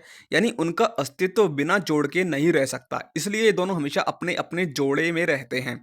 अगर हम देखें, जब हम H2 और O2 को मिलाकर के पानी बनाते हैं यानी H2O बनता है, ठीक है। तो H2 का मतलब होता है कि दो हाइड्रोजन के अणु H+H+H, ठीक है। और O2 का मतलब होता है दो ऑक्सीजन के अणु O+O, ठीक है। तो यह इस तरह से होता है क्योंकि H और O का अकेला रूप क्या होता है, अस्थिर होता है, और H2 और O2 क्या है, ज़्यादा स्थिर होते हैं, ठीक है। अब यहाँ पर हमने क्या देखा कि उनका जो नेचर है वो अनस्टेबल क्यों होता है, कैसे होता है, ठीक है। अगर हम इसके बारे में बात करें कि नेचर अनस्टेबल कैसे होता है, तो हम जानते हैं कि परमाणु और अणु दो तरीके से होते हैं। कैसे? परमाणु क्या है कि यह किसी भी तत्व का सबसे छोटा हिस्सा होता है जो प्राकृतिक रूप से अकेला नहीं होता है। और मॉलिक्यूल यानी कि अणु क्या होता है कि जब दो या दो से अधिक जो है परमाणु मिलकर के एक साथ जुड़ जाते हैं तो क्या बनाते हैं, अणु बनाते हैं। अब परमाणुओं के बाहरी कक्षा यानी कि आउटर शेल और स्टेबिलिटी के बीच में क्या रिलेशन बनता है, तो इसको हम अगर समझें बिल्कुल, इसका जो ऑपरेट करके देखें, तो हर परमाणु के चारों ओर इलेक्ट्रॉन्स होते हैं। ये अगर कोई परमाणु का नाभिक है तो इसके चारों क्या है, इलेक्ट्रॉन्स होंगे, ठीक है। अब इलेक्ट्रॉन एक तरह से नेगेटिव चार्ज के रूप में होते हैं, और इन इलेक्ट्रॉनों की संख्या और व्यवस्था परमाणु की स्थिरता को तय करती है। परमाणु की आउटर शेल में इलेक्ट्रॉन्स होते हैं और उससे पूरा या स्थिर होने के लिए 8 इलेक्ट्रॉन चाहिए होते हैं, ठीक है। यानी इसे हम कहते हैं ऑक्टेट। इसलिए जब किसी परमाणु के आउटर शेल में 8 इलेक्ट्रॉन नहीं होते हैं तो वे क्या होता है, वो अनस्टेबल हो जाते हैं। अगर ये 8 इलेक्ट्रॉन नहीं हुए तो ऐसे परमाणु दूसरे परमाणुओं के साथ जुड़ते हैं ताकि उनके बाहरी कक्षा में 8 इलेक्ट्रॉन हो जाएं और वे स्थिर हो जाएं।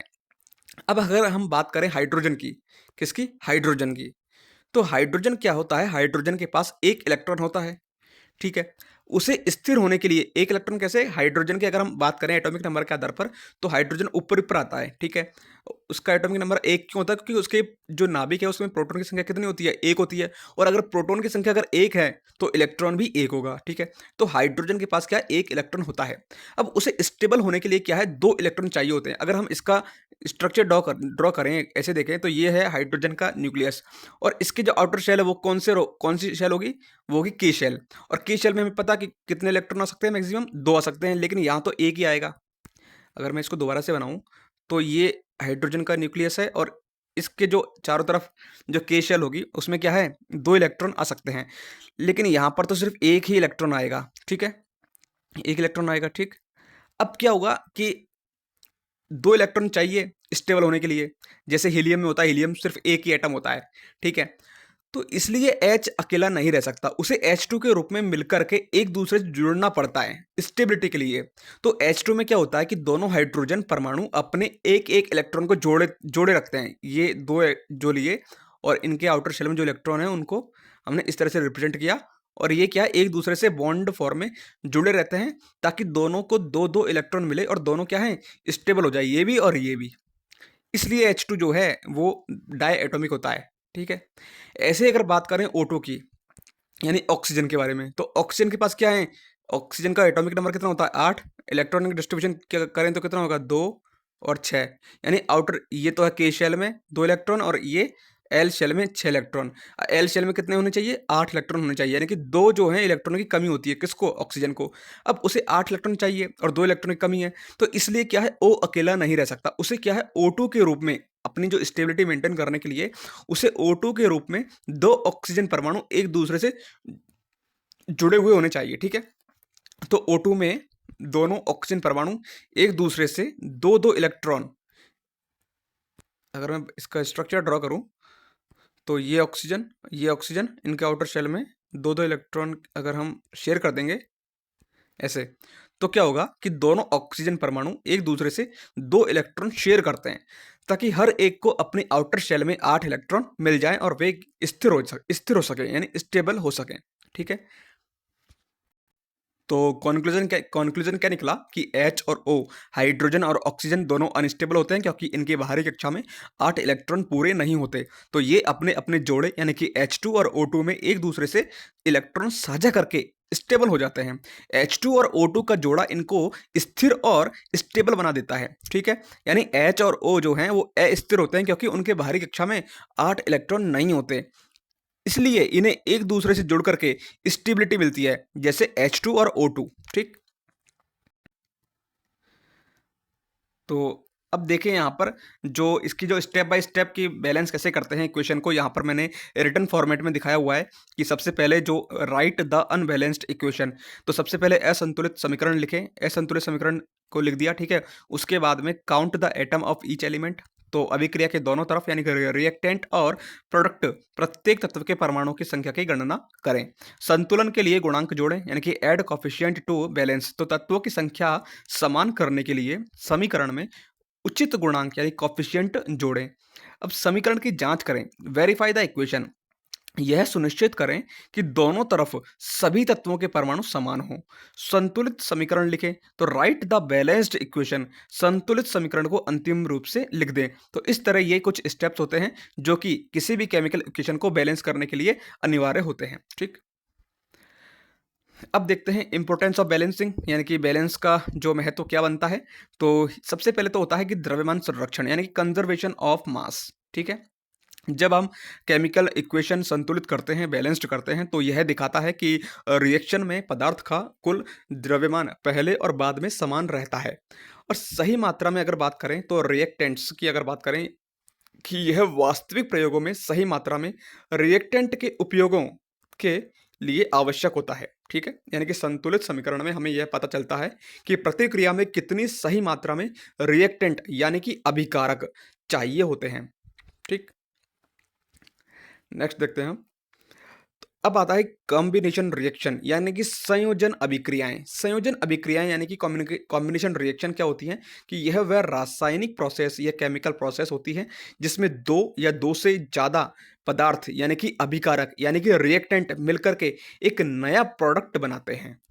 अगर हम इनके विशेषताओं की बात करें तो ये देख लीजिए आप कि संयोजन अभिक्रियाएं वह रासायनिक प्रक्रिया है जिसमें दो या दो से अधिक अभिकारक यानी रिएक्टेंट मिलकर के एक ही उत्पाद यानी प्रोडक्ट का निर्माण करते हैं। ठीक है, अगर हम इनके कैरेक्टरिस्टिक को देखें किसकी कॉम्बिनेशन रिएक्शन की, तो इसमें क्या होता है कि ये अधिक अभिकारक और एक उत्पाद, अगर हम डायरेक्टली कहें यानी अभिक्रिया में अभिकारकों की संख्या अधिक होती है और लेकिन उत्पाद जो है वो एक ही बनता है।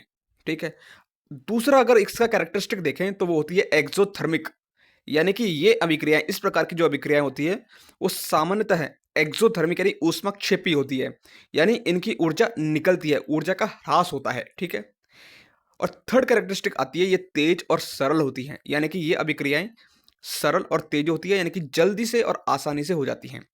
अगर हम इनके रिएक्शन की बात करें तो कॉम्बिनेशन रिएक्शन को इसको जो जनरल इक्वेशन होती है उसको इस तरह से रिप्रेजेंट करते हैं, कैसे ए प्लस बी जो है मिलकर के ए बी बनाएगा। ठीक, जैसे कि अगर हम एग्जांपल देखें तो कैल्शियम ऑक्साइड और पानी के संयोजन से, ठीक है, क्या बनता है, ये बनता है CaOH का होल ट्वाइस यानी कैल्शियम हाइड्रोक्साइड, CaOH का होल ट्वाइस। ठीक है, तो संयोजन अभिक्रिया में दो या दो से अधिक, देखिए यहाँ पर एक और दो, ये दो लिया ना हमने, दो अभिकारक लिए हैं। ठीक है, तो दो या दो से अधिक जो पदार्थ या फिर रिएक्टेंट मिलकर के एक नया प्रोडक्ट का फॉर्मेशन करते हैं और यह आमतौर पर क्या होती है, ऊष्माक्षेपी अभिक्रिया होती है, यानी कि इस अभिक्रिया में बड़ी मात्रा में ऊष्मा उत्पन्न होती है। ठीक, नेक्स्ट देखते हैं, हाइड्रोजन और ऑक्सीजन का संयोजन देखें तो ये यहाँ पर अगर हम देखें तो हाइड्रोजन के दो अणु और ऑक्सीजन के दो अणु जो यानी हाइड्रोजन और ऑक्सीजन गैस मिलकर के क्या बनता है, पानी बनता है। ठीक है, यानी कि 2H2 प्लस O2 क्या बना, 2H2O। ऐसे ही कार्बन और ऑक्सीजन का संयोजन देखें यानी combination of carbon and oxygen, तो इसमें क्या है, कार्बन और ऑक्सीजन के मिलकर के क्या बनाते हैं, CO2 बनाते हैं। तो ये भी क्या है, एक तरीके से ये भी एक कॉम्बिनेशन रिएक्शन है, संयोजन अभिक्रिया है। ठीक है, इनका जो उपयोग अगर देखें तो डेली लाइफ में वो लाइम का पानी बनाने में यानी चूने का पानी बनाने में, जैसे कि अभी हमने देखा CaO, उसमें अगर आप हाइड्रोजन वो सॉरी H2O मिलाते हैं तो CaOH का होल ट्वाइस यानी कैल्शियम हाइड्रोक्साइड बनेगा। ठीक है, तो यहाँ चूने का, जिसे हम क्या क्या बोलते हैं, चूने का पानी बोलते हैं। ठीक है, बात करते हैं धातु के ऑक्साइड के निर्माण में, ईंधन जलाने में, जैसे कोयला और लकड़ी का जलना। तो ये संयोजन अभिक्रियाएं यानी कॉम्बिनेशन रिएक्शंस काफ़ी ईजी होती हैं और डेली लाइफ में और इंडस्ट्रीज में ये बहुत ज़्यादा उपयोगी होती हैं। ठीक, नेक्स्ट देखते हैं विघटन अभिक्रियाएं यानी कि डीकम्पोजिशन रिएक्शंस। तो डीकम्पोजिशन रिएक्शन का मतलब क्या होता है कि विघटन अभिक्रियाएं वह रासायनिक प्रोसेस है जिसमें एक ही यौगिक यानी एक ही कंपाउंड टूट करके दो टूट करके दो या दो से अधिक सरल पदार्थों में यानी सिंपलर सब्सटेंस में बदल जाता है। जैसे कि अगर हम इसके रिएक्शन इसकी बात कर, अच्छा बाद में देखेंगे इसका जो एग्जांपल है। तो इसकी जो कैरेक्टरिस्टिक की अगर बात करें तो इसमें केवल एक रिएक्टेंट होता है जो टूट करके अनेक प्रोडक्ट बनाता है। ठीक, इस प्रक्रिया में क्या होता है, प्राय ऊर्जा जो है जिसे हम ऊष्मा कह लीजिए, प्रकाश कह लीजिए या फिर विद्युत यानी इलेक्ट्रिसिटी कह लीजिए, इसकी हमें आवश्यकता होती है। ठीक है, तो इसे ऊर्जा के आधार पर तीन प्रकारों में विभाजित किया गया जाता है। अगर हम जनरल इक्वेशन की बात करें तो ये जनरल इक्वेशन, तो यहाँ पर क्या है कि एक जो रिएक्टेंट है वो दो जो प्रोडक्ट है उनमें टूटकर विघटित हो जाता है। ठीक है, अगर हम इसको एग्जांपल से समझें तो सबसे पहले हम देखेंगे कि टाइप्स ऑफ डीकम्पोजिशन रिएक्शन।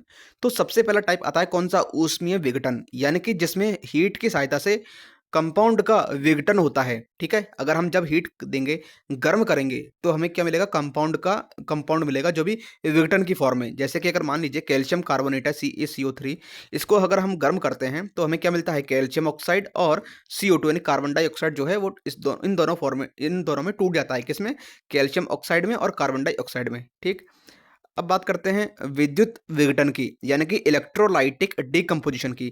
इसमें क्या होता है कि इलेक्ट्रोलाइटिक वर्ड आ रहा है, देखिए, तो इसमें क्या होता है कि विद्युत धारा यानी इलेक्ट्रिक करंट की सहायता से यौगिक का विघटन होता है। ठीक है, यानी डीकम्पोजिशन होता है। एग्जाम्पल की तरह देखें तो अगर हम H2O यानी कि वाटर में अगर हम इसमें इलेक्ट्रिसिटी प्रोवाइड करेंगे, ठीक है, तो यह हमें क्या देगा, हाइड्रोजन और ऑक्सीजन। क्या देगा, हाइड्रोजन और ऑक्सीजन, यानी कि पानी को अगर हम विद्युत प्रवाह यानी इलेक्ट्रिक करंट के जरिए तोड़ा जाता है तो जिससे हमें क्या मिलता है, हाइड्रोजन मिलता है और ऑक्सीजन मिलता है। अच्छा, होता क्या है, पानी को जब बिजली से किया पानी को जब इलेक्ट्रिसिटी प्रोवाइड की जाती है तो वह दो गैसों में टूट जाती है। ठीक है, तो जो ये हाइड्रोजन बनती है, ठीक है, ये तो यह जलती है, और जो ऑक्सीजन बनती है ये क्या है, जलने में मदद करती है। ठीक है, हाइड्रोजन तो क्या है, जलती है, और ऑक्सीजन क्या है, ये जलने में हेल्प करती है। ठीक, तो यहाँ पर आप देख लीजिए पानी का जो पानी का विद्युत प्रवाह से विघटन होता है जिससे कि हाइड्रोजन और ऑक्सीजन बनती है। ठीक है, अब बात करते हैं प्रकाशीय विघटन की यानी कि फोटोलाइटिक डिकम्पोजिशन की। इसमें क्या होता है कि लाइट की सहायता से कंपाउंड का विघटन होता है। ठीक है, यानी कि टूट करके नए पदार्थों में बदल जाता है कौन, कंपाउंड। यहाँ देखते हैं हम कि जो सिल्वर क्लोराइड है वो सूर्य के प्रकाश में टूट करके यानी सनलाइट में रखा जाता है, तो जिससे क्या है कि सिल्वर और क्लोरीन, ठीक है, इन दोनों में ये टूटता है। यानी सिल्वर क्लोराइड को जब हम सूरज की रोशनी में रखते हैं तो वह दो हिस्सों में टूटता है। सिल्वर जो एक चांदी जैसा पदार्थ होता है और क्लोरीन यानी कि Cl2 जो एक हानिकारक गैस होती है। ठीक, तो इस तरह से हमने क्या देखा, डिकम्पोजिशन के टाइप्स देखे। ठीक है, तो हमने देखा, अगर हम बात करें इन शॉर्ट, तो इलेक्ट्रोलाइटिक डिकम्पोजिशन क्या होता है कि बिजली की मदद से, इलेक्ट्रिसिटी की मदद से कंपाउंड टूटता है। ठीक है, और फोटोलाइटिक डिकम्पोजिशन में क्या होता है कि सूरज की रोशनी की मदद से यानी सनलाइट की मदद से यौगिक यानी कंपाउंड टूटता है, जैसे कि सिल्वर क्लोराइड से सिल्वर और क्लोरीन बनते हैं। ठीक, अब नेक्स्ट देखते हैं दैनिक जीवन में अच्छा इनका क्या उपयोग है। अगर हम देखें तो ऊष्मीय विघटन की अगर बात करते हैं, किसकी, थर्मल डिकम्पोजिशन की, तो चूना बनाने में कैल्शियम कार्बोनेट का यूज़ होता है। तो ये क्या है, ये इसमें क्या है, जो हीट है वो रिलीज होती है। ऐसे ही हीट की आवश्यकता होती है इसमें। ठीक है, चूना बनाने में। और विद्युत विघटन की अगर बात करें इलेक्ट्रोलाइटिक डिकम्पोजिशन की, तो इसमें क्या है, पानी से हाइड्रोजन और ऑक्सीजन गैस प्राप्त होती है। और फोटोलाइटिक अगर डिकम्पोजिशन की अगर बात करते हैं तो इसमें क्या है, फोटोग्राफी में सिल्वर ब्रोमाइड का यूज़ किया जाता है। ठीक है, तो विघटन अभिक्रिया उद्योग और दैनिक जीवन में महत्वपूर्ण भूमिका निभाती है, जिससे कि विभिन्न गैसें और उपयोगी पदार्थ प्राप्त किए जाते हैं। ठीक। अब नेक्स्ट देखते हैं विस्थापन अभिक्रियाएं। पहले तो हमने क्या है ब्रीफली देखा। अब हम देखते हैं कि आसानी से कि कैसे डिस्प्लेसमेंट रिएक्शंस जो है अकर होती हैं। ठीक। तो विस्थापन अभिक्रिया की अगर बात करें तो इसमें नाम से ही स्पष्ट हो रहा है कि कोई भी जो एलिमेंट है वो विस्थापित होगा। अगर हम बात करें डेफिनेशन की तो यहाँ पर विस्थापन अभिक्रिया वह रासायनिक प्रोसेस है जिसमें अधिक क्रियाशील धातु यानी कि जो मोर रिएक्टिव है, हाईली रिएक्टिव है, वो कम रिएक्टिव जो एलिमेंट है उसको एक तरीके से रिप्लेस कर देता है, यानी कि डिस्प्लेस कर देता है, विस्थापित कर देता है। ठीक है। अगर हम बात करें इसके एग्जाम्पल की तो सबसे पहले इसके बात करते हैं कैरेक्टरिस्टिक में। ठीक है। तो विस्थापन अभिक्रियाओं की जो विशेषताएं होती है तो यह मुख्यतः धातुओं और अधातुओं यानी कि मेटल्स और नॉन मेटल्स के बीच होती है। ठीक। तो अगर हम बात करें क्रियाशीलता के आधार पर तो क्रियाशीलता श्रृंखला यानी कि रिएक्टिविटी सीरीज का पालन करता है। किसमें? डिस्प्लेसमेंट रिएक्शन में। यानी कि अधिक क्रियाशील धातु तत्व, अधिक क्रियाशील जो एलिमेंट है वो कम क्रियाशील एलिमेंट को विस्थापित करेगा। क्या करेगा? विस्थापित। कौन? जो हाईली रिएक्टिव होगा। तो यह केवल उन्हीं यौगिकों के साथ होती है जो जलीय यानी एक्विटिक या फिर मेल्टेड यानी कि पिघले हुए अवस्था में होते हैं। तो अगर हम जनरल केमिकल इक्वेशन की बात करें तो इसकी जो इक्वेशन होती है वो होती है A plus B C tends to A C plus B. यानी कि जहाँ पर ए ने किसको? बी को रिप्लेस कर दिया। ठीक है। और ये क्या बन गया? ए सी बन गया और बी जो है वो अलग से रह गया। यानी कि ए क्या है? एक अधिक रिएक्टिव तत्व है, यानी कि हाईली रिएक्टिव है और इसने क्या किया? बी को विस्थापित कर दिया। ठीक। अब एग्जाम्पल अगर देखें तो यहाँ पर सबसे पहला एग्जाम्पल आता है लोहे और तांबे का एग्जाम्पल। ठीक है। आयरन और कॉपर का। तो जब आयरन यानी कि लोहे को तांबे के सल्फेट CuSO4 के घोल में डाला जाता है। मैंने आपको जब CSO4 के बारे में पूरा खुल करके ऑपरेशन बताया था तो वहाँ पर आपको बताया था कि CaSO4, CuSO4, FeSO4। तो ये जो ferrous sulphate, copper sulphate, calcium sulphate ये बनते हैं। तो इनके पीछे क्या केमिकल लॉजिक होता है? ठीक है। तो यहाँ पर जो तांबे के सल्फेट है CuSO4 इसके घोल में डाला जाता है तो लोहे के अधिक क्रियाशील होने के कारण, देखिए मैंने आपको जो रिएक्टिविटी सीरीज एक उसमें पढ़ाई थी मेटल और नॉन मेटल में, उसकी यहाँ पर एक बार चर्चा कर लेते हैं क्योंकि बार बार यहाँ पर क्या है कि जो हाईली रिएक्टिव जो एलिमेंट होते हैं ना, वो ज़्यादा रिएक्शन जो इक्वेशन होती है केमिकल इक्वेशन, केमिकल रिएक्शन उसमें पार्टिसिपेट करते हैं। तो एक बार उनको देख लेते हैं। तो अगर हम देखें रिएक्टिविटी सीरीज़ को तो सबसे ज़्यादा जो रिएक्टिव होता है वो होता है, हाईली रिएक्टिव होता है पोटेशियम, फिर आता है सोडियम, फिर आता है बेरियम। ठीक है। और फिर कैल्शियम, कैल्शियम, मैग्नीशियम, एल्यूमिनियम। ठीक है। एल्यूमिनियम, जिंक, फेरस, फेरम यानी कि आयरन, निकिल, निकिल। ठीक है। फिर आता है एंटीमनी, लेड, हाइड्रोजन, कॉपर, और फिर आता है Hg पारा यानी मरकरी, और Ag सिल्वर, और ये होता है ऑरम।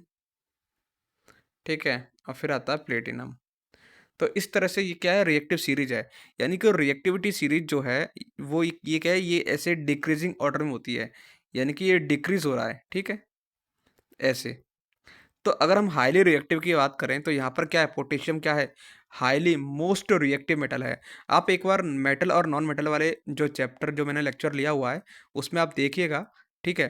तो वहाँ पर मैंने रिएक्टिविटी सीरीज काफ़ी अच्छे से बताया हुआ है उसमें।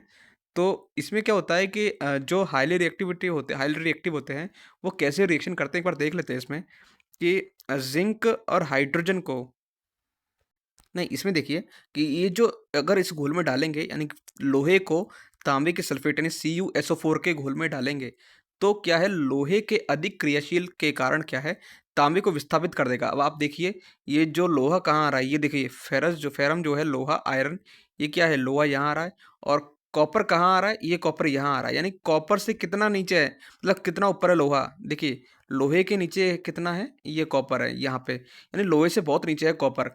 तो लोहा जो है वो इससे कॉपर से ज़्यादा रिएक्टिव होगा। तो इसके आधार पर कह सकते हैं कि लोहे के अधिक क्रियाशील होने के कारण क्या है? तांबे को क्या कर देता है? विस्थापित कर देता है। और ऑब्वियस सी बात है जो ज़्यादा पावरफुल होगा वो अपना रौब तो दिखाएगा ही।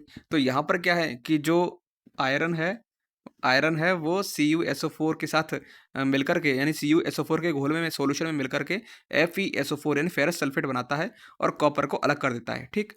अब बात करते हैं एक और एग्जांपल की। यहाँ आता है जिंक और हाइड्रोक्लोरिक एसिड, ठीक है। तो इसमें क्या होता है कि जिंक हाइड्रोजन को हाइड्रोक्लोरिक एसिड से विस्थापित कर देता है। कैसे?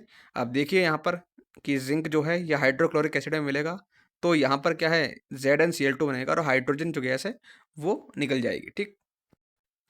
अब नेक्स्ट देखते हैं क्लोरीन और पोटेशियम ब्रोमाइड। ये क्या है, ये बहुत इंपॉर्टेंट मतलब point, exam point of view से बहुत इंपॉर्टेंट एग्जाम्पल्स हैं, तो आप इनको याद रखिए, ध्यान रखिए, ठीक है, कि किसका विस्थापन किसके साथ होता है। डायरेक्टली क्वेश्चंस पूछे जाते हैं और पूछे गए हैं एग्जाम्स में, ठीक है, जो अभी हाल ही में रेलवे द्वारा एग्जाम आयोजित की गई थी उसमें।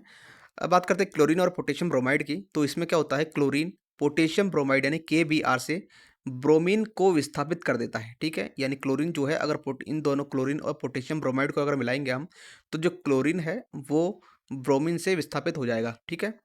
यानी कि क्लोरीन जो है पोटेशियम पोटेशियम ब्रोमाइड से ब्रोमीन को विस्थापित कर देता है, ठीक है। तो यहाँ पर Br की जगह क्या आ जाएगा, पोटेशियम के साथ ये आ जाएगा Cl, यानी क्लोरीन क्लोरीन आ जाएगा। तो इस प्रकार ये विस्थापित अभिक्रिया बनेगी, ठीक। अब नेक्स्ट देखते हैं इनका जो यूज़ है डेली लाइफ में। सबसे पहले तो यूज़ होता है इनका मेटल के एक्सट्रैक्शन में, यानी कि धातुओं के निष्कर्षण में। धातुओं को उनके अयस्क से प्राप्त करने में होता है, ठीक है। रासायनिक बैटरियों में, यानी केमिकल जो बैटरीज होती हैं उनमें डिस्प्लेसमेंट रिएक्शन जो है वो बैटरियों में ऊर्जा उत्पन्न करने के लिए यूज़ होती है।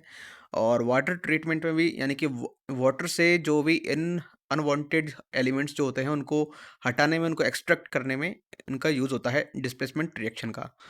विस्थापन अभिक्रिया यानी कि डिस्प्लेसमेंट रिएक्शन केमिस्ट्री के सबसे इम्पोर्टेंट सिद्धांतों में से एक है, और यह मेटल्स की जो रिएक्टिविटी है उसको समझने में सहायक होता है। जो हाईली रिएक्टिव होगा, ऑब्वियस सी बात है, वही उसमें मतलब रिएक्शन के दौरान विस्थापित करेगा, ठीक। अब देखते हैं द्विगुणित विस्थापन अभिक्रिया यानी कि डबल डिस्प्लेसमेंट रिएक्शन। इसकी डेफिनेशन क्या है? डबल डिस्प्लेसमेंट रिएक्शन वह केमिकल रिएक्शन है, केमिकल प्रोसेस है, जिसमें दो कंपाउंड के जो आयंस होते हैं वो आपस में एक्सचेंज होते हैं, ठीक है, और नए प्रोडक्ट का निर्माण करते हैं, ठीक। अगर हम देखें इसकी कैरेक्टरिस्टिक को, सबसे पहले तो इसमें क्या है, इस अभिक्रिया में दो कंपाउंड शामिल होते हैं, ठीक। आयनों का जो क्या है एक्सचेंज होता है, आदान प्रदान होता है, जिससे कि नया कंपाउंड का फॉर्मेशन होता है, ठीक। तो यह यूजुअली क्या होता है, एक्वेटिक सॉल्यूशन में होते हैं, जलीय घोल में होते हैं। तो इस रिएक्शन के फलस्वरूप यानी परिणाम स्वरूप क्या होता है, प्रेसिपिटेट प्रेसिपिटेट और गैस या फिर जल का निर्माण होता है, ठीक है। अगर हम इसकी जनरल इक्वेशन की बात करें, तो डबल डिस्प्लेसमेंट नाम से ही स्पष्ट है, डबल डिस्प्लेसमेंट यानी दो डिस्प्लेसमेंट एक साथ होगा। कैसे? अगर हम बात करें इसके इक्वेशन की, तो AB प्लस CD, ये ऐसे जो इक्वेशन है इनकी जनरल इक्वेशन, वो हाल ही में कंडक्ट की गई रेलवे के द्वारा जो भी एग्जाम्स हैं, ALP, RRB टेक्नीशियन और RRB JE, ठीक है, RPF, इन सभी में ऐसी जो जनरल इक्वेशंस है वो पूछी गई थी कि ये कौन सी इक्वेशन को रिप्रेजेंट करता है, ठीक है। तो आप इनको ध्यान रखिएगा कि AB प्लस CD जो है ये क्या बनेगा, AC प्लस BD बनेगा, ठीक है। AD प्लस BC कर दीजिए या फिर AC प्लस BD, ठीक है। तो यहाँ पर क्या हो रहा है, डबल डिस्प्लेसमेंट हो रहा है, यानी कि ए ने क्या है, ए ने सी को रिप्लेस किया, ठीक है, मतलब ए ने डी को रिप्लेस किया और सी के साथ जॉइंट हो गया। ऐसे बी ने क्या किया, सी को रिप्लेस करके डी के साथ जॉइंट हो गया, ठीक है। तो इस तरह से क्या है, डबल डिस्प्लेसमेंट रिएक्शन यहाँ पर कंडक्ट हुई, ठीक। अब देखते हैं यहाँ पर टाइप्स ऑफ डबल डिस्प्लेसमेंट की। तो सबसे पहली बात आती है, पहला टाइप आता है कौन सा, प्रेसिपिटेशन रिएक्शन। प्रेसिपिटेशन रिएक्शन जिसे हम तलछटीकरण अभिक्रिया भी बोलते हैं। तो इस प्रकार की जो अभिक्रिया में दो सॉल्युबल पदार्थ आपस में मिलकर के एक अघुलनशील पदार्थ यानी कि इनसॉल्युबल, जो कि पानी में नहीं घुल सकता, ठीक है, इनसॉल्युबल, ठीक है, वो बनाते हैं, और यह क्या है, प्रेसिपिटेट के रूप में नीचे गिरता है। अब ऑब्वियस सी बात है कि पानी में अगर नहीं घुलेगा तो नीचे जमा हो जाएगा, नीचे जमा हो जाएगा, इसे क्या बोलते हैं, अवक्षेप बोलते हैं। क्या बोलते हैं, अवक्षेप, यानी कि प्रेसिपिटेट बोलते हैं, ठीक है। तो एग्जाम्पल के तौर पर अगर हम देखें तो यहाँ पर एक एग्जाम्पल दिया हुआ है हमें कि बेरियम क्लोराइड और सोडियम सल्फेट, बेरियम क्लोराइड और सोडियम सल्फेट जब मिलकर के ये क्या बनाते हैं, बेरियम सल्फेट बनाते हैं, और जो पानी में नहीं घुलता, ये कौन नहीं घुलता पानी में, ये बेरियम सल्फेट जो पानी में नहीं घुलता और क्या होता है प्रेसिपिटेट के रूप में नीचे गिरता है, ठीक है। अब ये BaSO4 BaCl2 और Na2SO4 में BaSO4 कैसे बना, तो ये सेम उसी रिएक्शन की तरह तर्ज पर बना जो हमने बहुत डिटेल में डिस्कस किया था SO4 के एग्जाम्पल को लेकर के, ठीक है। तो यहाँ पर आप उस एग्जाम्पल समझ सकते हैं कि जैसे बेरियम पर +2 होता है, ठीक है, क्लोरीन पर माइनस होता है, Na पर प्लस होता है, SO4 पर -2 होता है। तो बेरियम प्लस टू और SO4 - 2 ये क्या दोनों मिलकर के न्यूट्रल हो जाएंगे। तो बेरियम जो है वो SO4 के साथ मिल जाएगा। तो इस तरह क्या बनेगा, बेरियम सल्फेट बनेगा। ऐसे ही क्लोरीन जो है Na+ और Cl-, ठीक है, ये दोनों न्यूट्रल हो जाएंगे तो ये दोनों बनेगा, ठीक है। तो यहाँ पर सोडियम सोडियम क्लोराइड बन जाएगा। और यहाँ पर जो 2 कोफिशिएंट इसलिए लगाए क्योंकि हमें बैलेंसिंग करना था। क्यों? क्योंकि यहाँ पर क्या है, सोडियम के 2 अणु हैं, तो इसलिए सोडियम के 2 अणु होने चाहिए। यहाँ पर क्लोरीन के 2 अणु हैं, तो यहाँ भी क्लोरीन के 2 अणु होने चाहिए। तो यहाँ पर क्या है, इसलिए 2 को कोफिशिएंट लगाया। तो एक तरीके से हमने केमिकल रिएक्शन को बैलेंस करना और किस तरीके से इनके अंदर जो ऑपरेशन हो रहा है मॉलिक्यूल के आधार पर, अणुओं के आधार पर, परमाणुओं के आधार पर, उनके मोनो एटॉमिक, डायटॉमिक के आधार पर, उन सबको हमने बारीकी से अभी थोड़ी देर पहले हमने समझा था। उसी कॉन्सेप्ट को आप यहाँ पर भी देख सकते हैं अगर बिल्कुल आप कॉन्सेंट्रेशन के आधार पर देखेंगे तो, ठीक है। तो हमने ये देखा कि कैसे बेरियम सल्फेट जो है वो प्रेसिपिटेट के रूप में हमें प्राप्त हुआ, ठीक है। ये तो यहाँ पर क्या हुआ, एक बार और मैं बताऊं आपको कि बेरियम क्लोराइड BaCl2 और सोडियम सल्फेट Na2SO4 ये मिलकर के बेरियम सल्फेट बनाते हैं जो पानी में घुल नहीं सकता और तलछट के रूप में नीचे गिरता है, ठीक, यानी कि प्रेसिपिटेट हो जाता है। अब NaCl पानी में जो है वो घुलकर रहता है और वह पदार्थ जो है वो तलछट मतलब एक तरीके से प्रेसिपिटेट के फॉर्म में नहीं होता है, ठीक है। तो ये होता क्या है कि तलछट उस पदार्थ को कहते हैं जो कि रासायनिक अभिक्रिया यानी केमिकल रिएक्शन के दौरान पानी में घुलकर नहीं रह पाता और नीचे गिर जाता है पानी में, ठीक है। उसे हम बोलते हैं प्रेसिपिटेट, ठीक। अब एक और टाइप आता है किसका, डबल डिस्प्लेसमेंट का, वो आता है न्यूट्रलाइजेशन रिएक्शन यानी कि तटस्थीकरण अभिक्रिया। ये क्या होता है, जब एसिड और बेस मिलते हैं तो क्या बनाते हैं, साल्ट और वाटर बनाते हैं, ठीक है।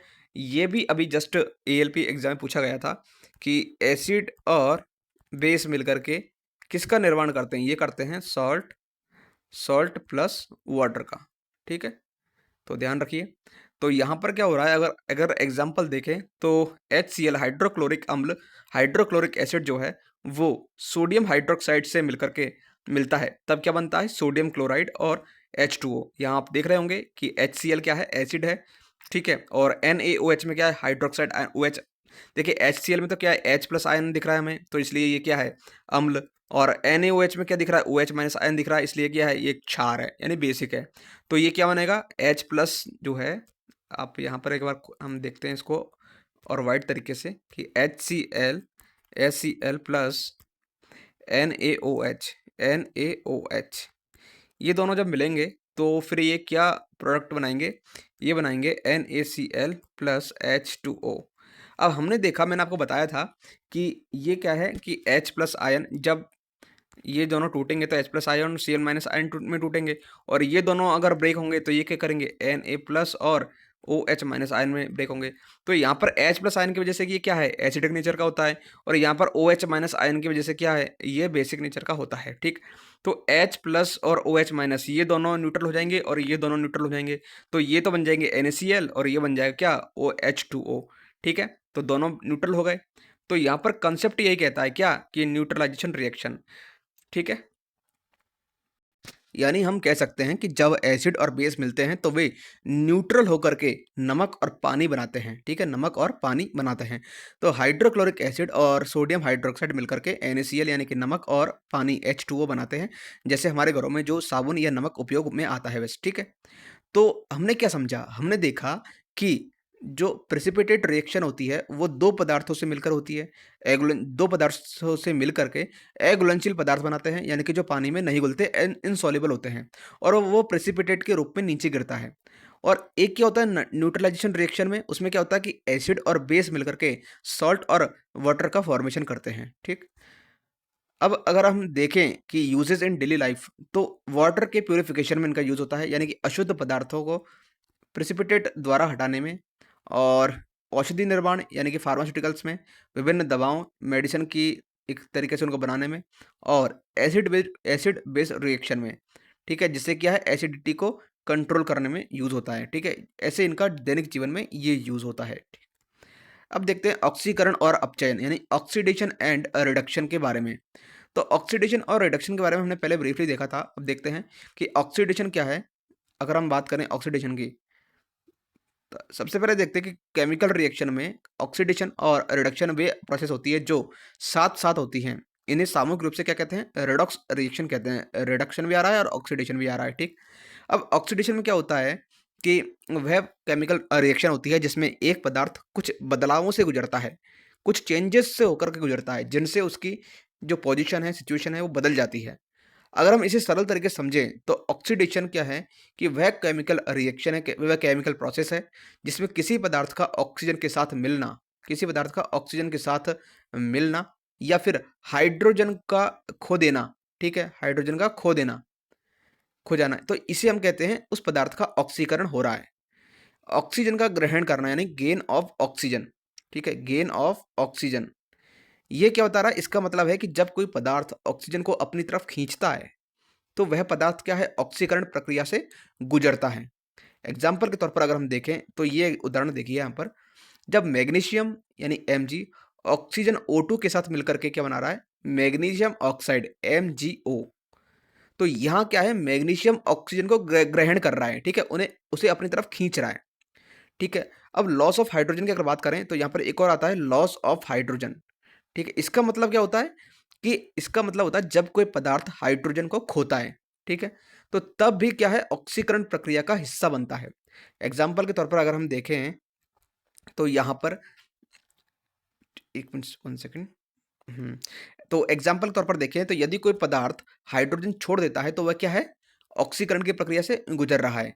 अब ऑक्सीकरण में क्या आता है? एक आता है ऑक्सीडेशन नंबर, ठीक है? किसी तत्व की जो है ऑक्सीकरण संख्या यानी ऑक्सीडेशन नंबर बढ़ती है। कैसे? ऑक्सीकरण संख्या यानी ऑक्सीडेशन नंबर किसी एलिमेंट के आखिरी इलेक्ट्रॉन की स्थिति को दर्शाता है। जब किसी एलिमेंट की ऑक्सीकरण संख्या बढ़ती है, ठीक है? तो इसका मतलब होता है कि उस एलिमेंट ने ऑक्सीजन लिया है, ठीक? या फिर हाइड्रोजन को खोया है। 2 ही केस हो सकते हैं। एग्ज़ाम्पल के तौर पर हमने देखा कि मैग्नीशियम ऑक्सीजन के साथ मिलकर के मैग्नीशियम ऑक्साइड बना रहा है, तो मैग्नीशियम की ऑक्सीकरण संख्या क्या है? बढ़ जाएगी। क्या क्या है? बढ़ जाएगी। जो यह दर्शाता है कि मैग्नीशियम ने ऑक्सीजन को अपने साथ जोड़ा, ठीक है? जो आप यहाँ देख सकते हैं, ठीक? तो यहाँ पर क्या हो रहा है? मैग्नीशियम और ऑक्सीजन मिलकर के मैग्नीशियम ऑक्साइड बना रहे हैं, ठीक है? और मैग्नीशियम ने ऑक्सीजन को ग्रहण किया यानी ऑक्सीजन को लिया और उसकी जो ऑक्सीडेशन नंबर है, वो क्या है? बढ़ गई। तो अब क्या बन गया? मैग्नीशियम एक ऑक्साइड बन गया, ठीक है? अब देखते हैं नेक्स्ट अपचयन यानी कि रिडक्शन। रिडक्शन क्या होता है? रिडक्शन एक केमिकल प्रोसेस है जिसमें पदार्थ के अंदर कुछ विशेष बदलाव होते हैं। अगर हम इसे समझें तो रिडक्शन में क्या है? किसी पदार्थ में ऑक्सीजन की कमी होती है यानी लॉस ऑफ ऑक्सीजन। तो हम इसे क्या कहेंगे? अपचयन कहेंगे। क्या कहेंगे? अपचयन। इसमें क्या है? हाइड्रोजन का ग्रहण करना होता है, गेन ऑफ हाइड्रोजन। मतलब हाइड्रोजन को अपने साथ जोड़ना होता है, ठीक है? ये हाइड्रोजन क्या है? अपने साथ जुड़ गया, ठीक है? तो जब किसी पदार्थ की ऑक्सीकरण संख्या घटती है तो वह क्या है? ऑक्सीकरण संख्या अगर घटती है तो वह क्या है? वो होता है अपचयन, ठीक? यानी वह क्या है? अपचयन की प्रोसेस में है, यानी रिडक्शन की प्रोसेस में, रिड्यूस हो रहा है, रिडक्शन की प्रोसेस में है, ठीक है? अब लॉस ऑफ ऑक्सीजन से क्या समझते हैं? इसका मतलब होता है कि पदार्थ ने ऑक्सीजन खो दी, ठीक है? जब कोई पदार्थ ऑक्सीजन छोड़ता है, तो वह क्या है? अपचयन से गुजरता है। लॉस ऑफ ऑक्सीजन का मतलब ये होता है कि कोई भी पदार्थ है, कोई भी सब्सटेंस है, वो ऑक्सीजन को रिलीज़ करता है, तो वो क्या है? अपचयन से गुजरता है। और इसमें क्या गेन ऑफ हाइड्रोजन हो रहा है, यानी हाइड्रोजन को ग्रहण हो रहा है। इसका मतलब होता है कि पदार्थ ने हाइड्रोजन प्राप्त किया। अगर किसी पदार्थ को हाइड्रोजन मिल जाता है, तो वह अपचयन के प्रोसेस में आता है, ठीक है? तो ऑक्सीकरण संख्या क्या है इसमें? अपचयन की जो प्रक्रिया है उसमें क्या है? ऑक्सीकरण संख्या घटती है। किसी पदार्थ की ऑक्सीकरण संख्या तब घटती है जब वह ऑक्सीजन खोता है या फिर हाइड्रोजन प्राप्त करता है, दोनों में से कोई एक। अगर हम एग्जाम्पल से समझें तो बहुत इंपॉर्टेंट एग्जाम्पल है ये, जो डायरेक्ट पूछा जाता है एग्जाम में। तो यहाँ पर क्या है? कॉपर ऑक्साइड में, कॉपर ऑक्साइड जो है उसमें ऑक्सीजन था, Cu में ऑक्सीजन था। इसको अगर ऐसे लिखें हम, CuO प्लस H2, क्या बना हमारे पास प्रोडक्ट में? Cu प्लस H2O, ठीक? अब क्या है यहाँ पे? कॉपर ऑक्साइड जो है यहाँ पे, ये देख रहे हैं CuO, ये CuO है, ठीक है? Copper oxide. तो कॉपर ऑक्साइड में ऑक्सीजन था, ये ऑक्सीजन है, ठीक? जिसे क्या है हाइड्रोजन ने हटा दिया। ये जो हाइड्रोजन है, ये हाइड्रोजन ने हटा दिया किसको? ऑक्सीजन को। तो इसके बाद कॉपर और पानी क्या बने? कॉपर बना और पानी बना, ठीक? तो कॉपर ऑक्साइड ने ऑक्सीजन को खो दिया, कॉपर ऑक्साइड ने इस ऑक्सीजन को खो दिया। यहाँ आप देखिए, तो यहाँ पर केवल कॉपर रह गया। तो इसके बाद क्या हुआ कि इसने कॉपर ऑक्साइड ने ऑक्सीजन खो दिया और हाइड्रोजन को प्राप्त कर लिया। तो इसके बाद क्या है, कॉपर बना और पानी का उत्पादन हुआ, ठीक? तो इसलिए हम कह सकते हैं बिल्कुल इन शॉर्ट कि रिडक्शन में पदार्थ ऑक्सीजन खोता है और हाइड्रोजन प्राप्त करता है। इसके कारण पदार्थ की क्या है, ऑक्सीकरण संख्या घटती है, ठीक? अब बात करते हैं रिडॉक्स रिएक्शन की, यानी कि रिडॉक्स रिएक्शन क्या होता है? तो रिडॉक्स रिएक्शन में क्या है कि वह प्रोसेस है, केमिकल प्रोसेस, जिसमें ऑक्सीकरण भी हो रहा है और रिडक्शन दोनों एक साथ हो रहे हैं, ठीक है? इसका मतलब होता है कि एक पदार्थ ऑक्सीकरण से गुजरता है और दूसरा पदार्थ क्या है, अपचयन से गुजरता है, ठीक? यानी कि जब ऑक्सीकरण और अपचयन एक साथ होते हैं तो इसे रिडॉक्स रिएक्शन कहते हैं। अब ऑक्सीडेशन का मतलब हमने समझा कि जब कोई पदार्थ ऑक्सीजन प्राप्त करता है या हाइड्रोजन खोता है तो उसे हम कहेंगे ऑक्सीकरण, और यह प्रक्रिया एक पदार्थ की ऑक्सीकरण संख्या को बढ़ाती है, ठीक? और अपचयन यानी कि रिडक्शन क्या होता है कि जब कोई पदार्थ ऑक्सीजन खोता है या फिर हाइड्रोजन प्राप्त करता है तो उसे हम क्या कहेंगे, अपचयन कहेंगे, और इस प्रक्रिया में पदार्थ की ऑक्सीकरण संख्या घटती है। तो रिडॉक्स रिएक्शन में दोनों ही प्रक्रियाएं एक साथ होती है। एक पदार्थ ऑक्सीकरण से गुजरता है यानी ऑक्सीजन प्राप्त करता है और या फिर हाइड्रोजन खोता है, और दूसरा पदार्थ अपचयन से गुजरता है यानी ऑक्सीजन खोता है या हाइड्रोजन प्राप्त करता है। एग्जाम्पल अगर हम देखें तो ये है ZnO प्लस सी, तो हमें क्या मिल रहा है, ZnCO, ठीक है?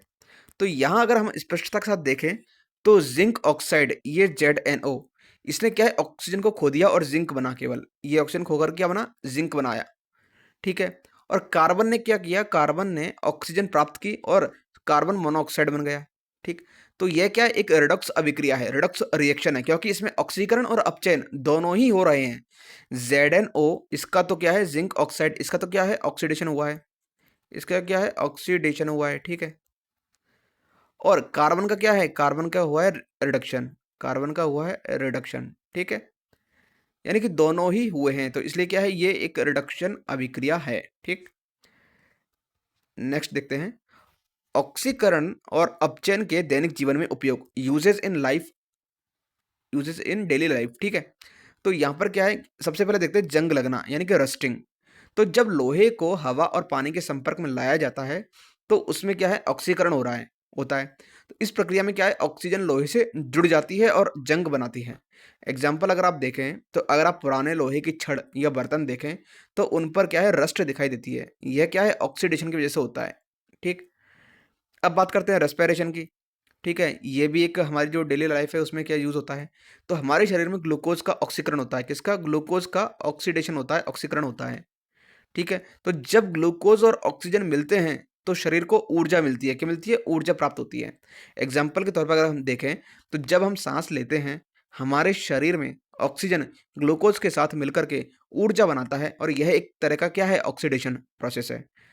एक आती है ब्लीचिंग, तो सफेदी की प्रक्रिया यानी कि ब्लीचिंग को क्या बोलते हैं, सफेदी की, ठीक है? तो ब्लीचिंग के प्रोसेस में ऑक्सीडेशन होता है, क्या होता है, ऑक्सीडेशन होता है, ठीक है? इसमें क्या है, ब्लीचिंग एजेंट यानी जैसे ब्लीच, वो क्या है, कपड़ों और बालों में रंग हटाने के लिए, कपड़ों और बालों में रंग हटाने के लिए ऑक्सीजन का यूज़ करते हैं। तो जब हम कपड़ों को सफ़ेद करने के लिए ब्लीच का इस्तेमाल करते हैं तो यह ऑक्सीडेशन ऑक्सीडेशन के प्रोसेस के कारण होता है, जिससे क्या है, रंग हट जाता है। फिर एक आता है कम्बशन, तो कम्बशन जैसे कि फ्यूल यानी कि लकड़ी या फिर ईंधन कोई भी हो गया, उसका क्या है, ऑक्सीडेशन हो रहा है, क्या हो रहा है, ऑक्सीडेशन हो रहा है, ठीक?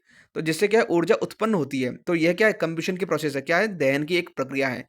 एग्जाम्पल के तौर पर अगर हम देखें तो जब हम लकड़ी जलाते हैं तो लकड़ी का क्या है, ऑक्सीडेशन होता है और एनर्जी उत्पन्न होती है, आग उत्पन्न होती है, और यह एक तरीका से क्या है, यह एक तरह से दहन है। तो हमने देखा कि ऑक्सीकरण के माध्यम से हम जंग लगने, ऊर्जा प्राप्त करने, ब्लीचिंग करने या फिर कहें फ्यूल को कम्बशन करने, ठीक है? इन जैसी प्रक्रियाओं में, इन जैसी जो प्रोसेस है इनका अनुभव करते हैं, और इन सभी प्रोसेस में क्या होता है, ऑक्सीजन का एक अहम रोल होता है, ठीक है? तो की पॉइंट्स क्या कहते हैं, कि ऑक्सीकरण और अपचयन एक साथ होते हैं।